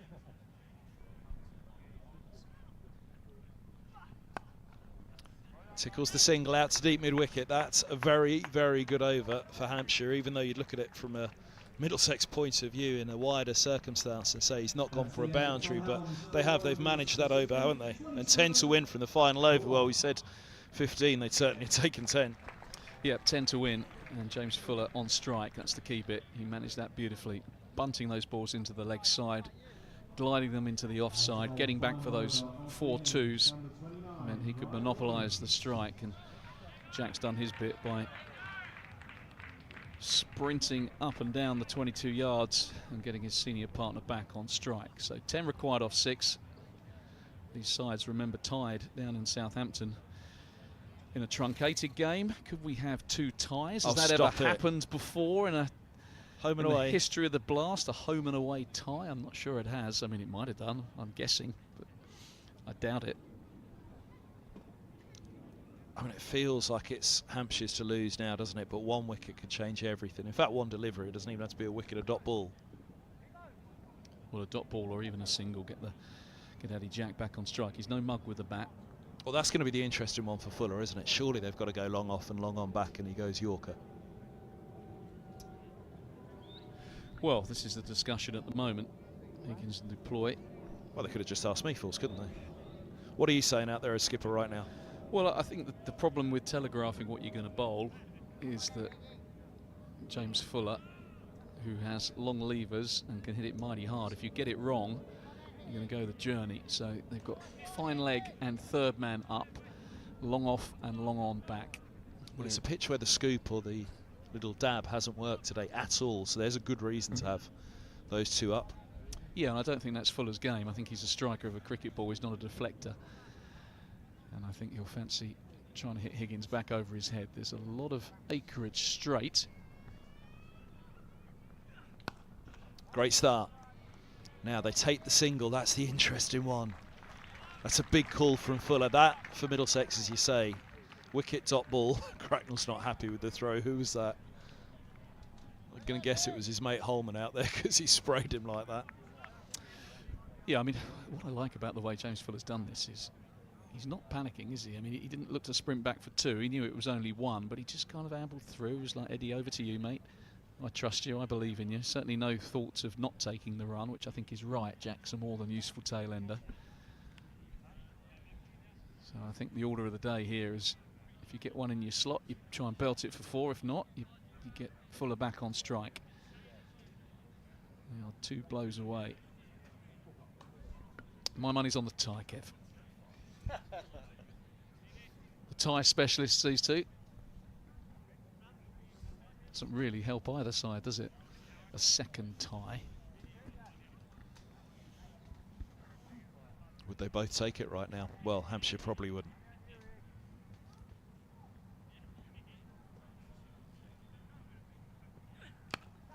Oh, look at that. Now, where is it? Oh, wow. James Fuller's gone headlong because he thought Higgins had it in his hand. But Higgins, who's not a tall man, did well to get up and stop it because they might have come back for two. Parried it, and the ball landed in the middle of the wicket. And there was no chance of a run out. But great bit of cricket, that. Well, it's as much the non-striker's end if he'd have seen it quickly enough, but he didn't know where the ball was, did he? He couldn't gather it because he had to go up like a goalkeeper and almost tip it over the bar. He did well to intercept it.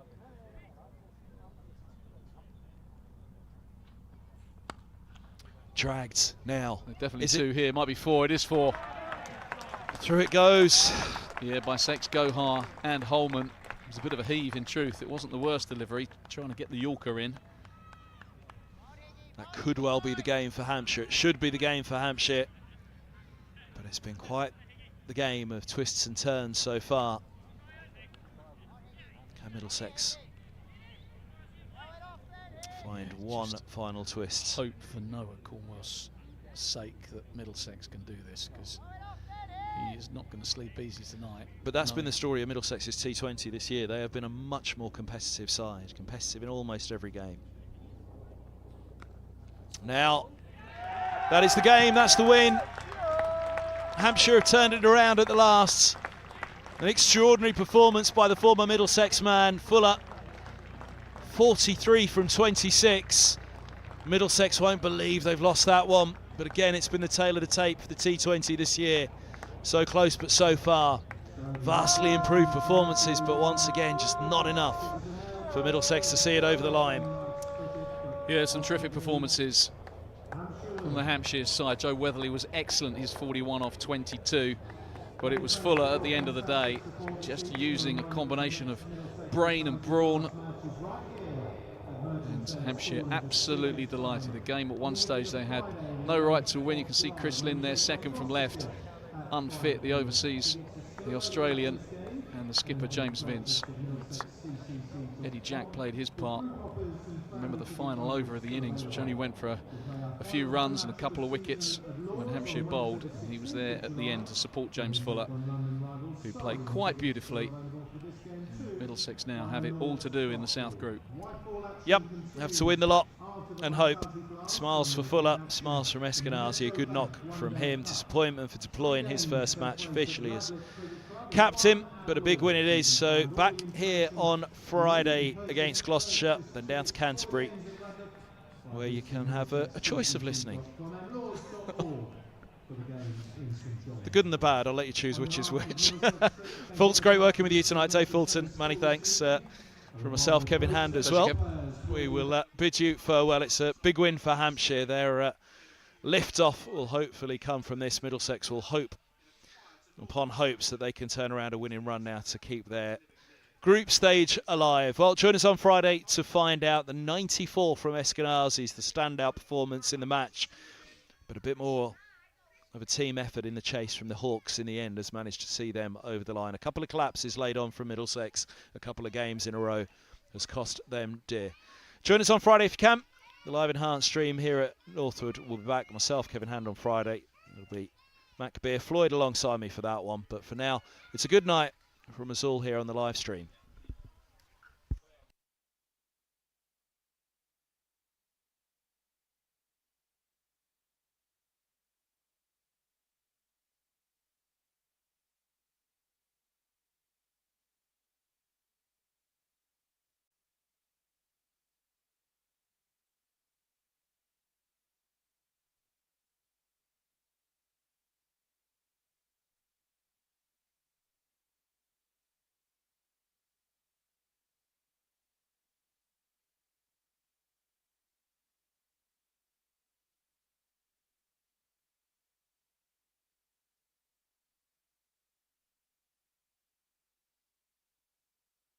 Get this crowd bouncing. Oh my goodness me.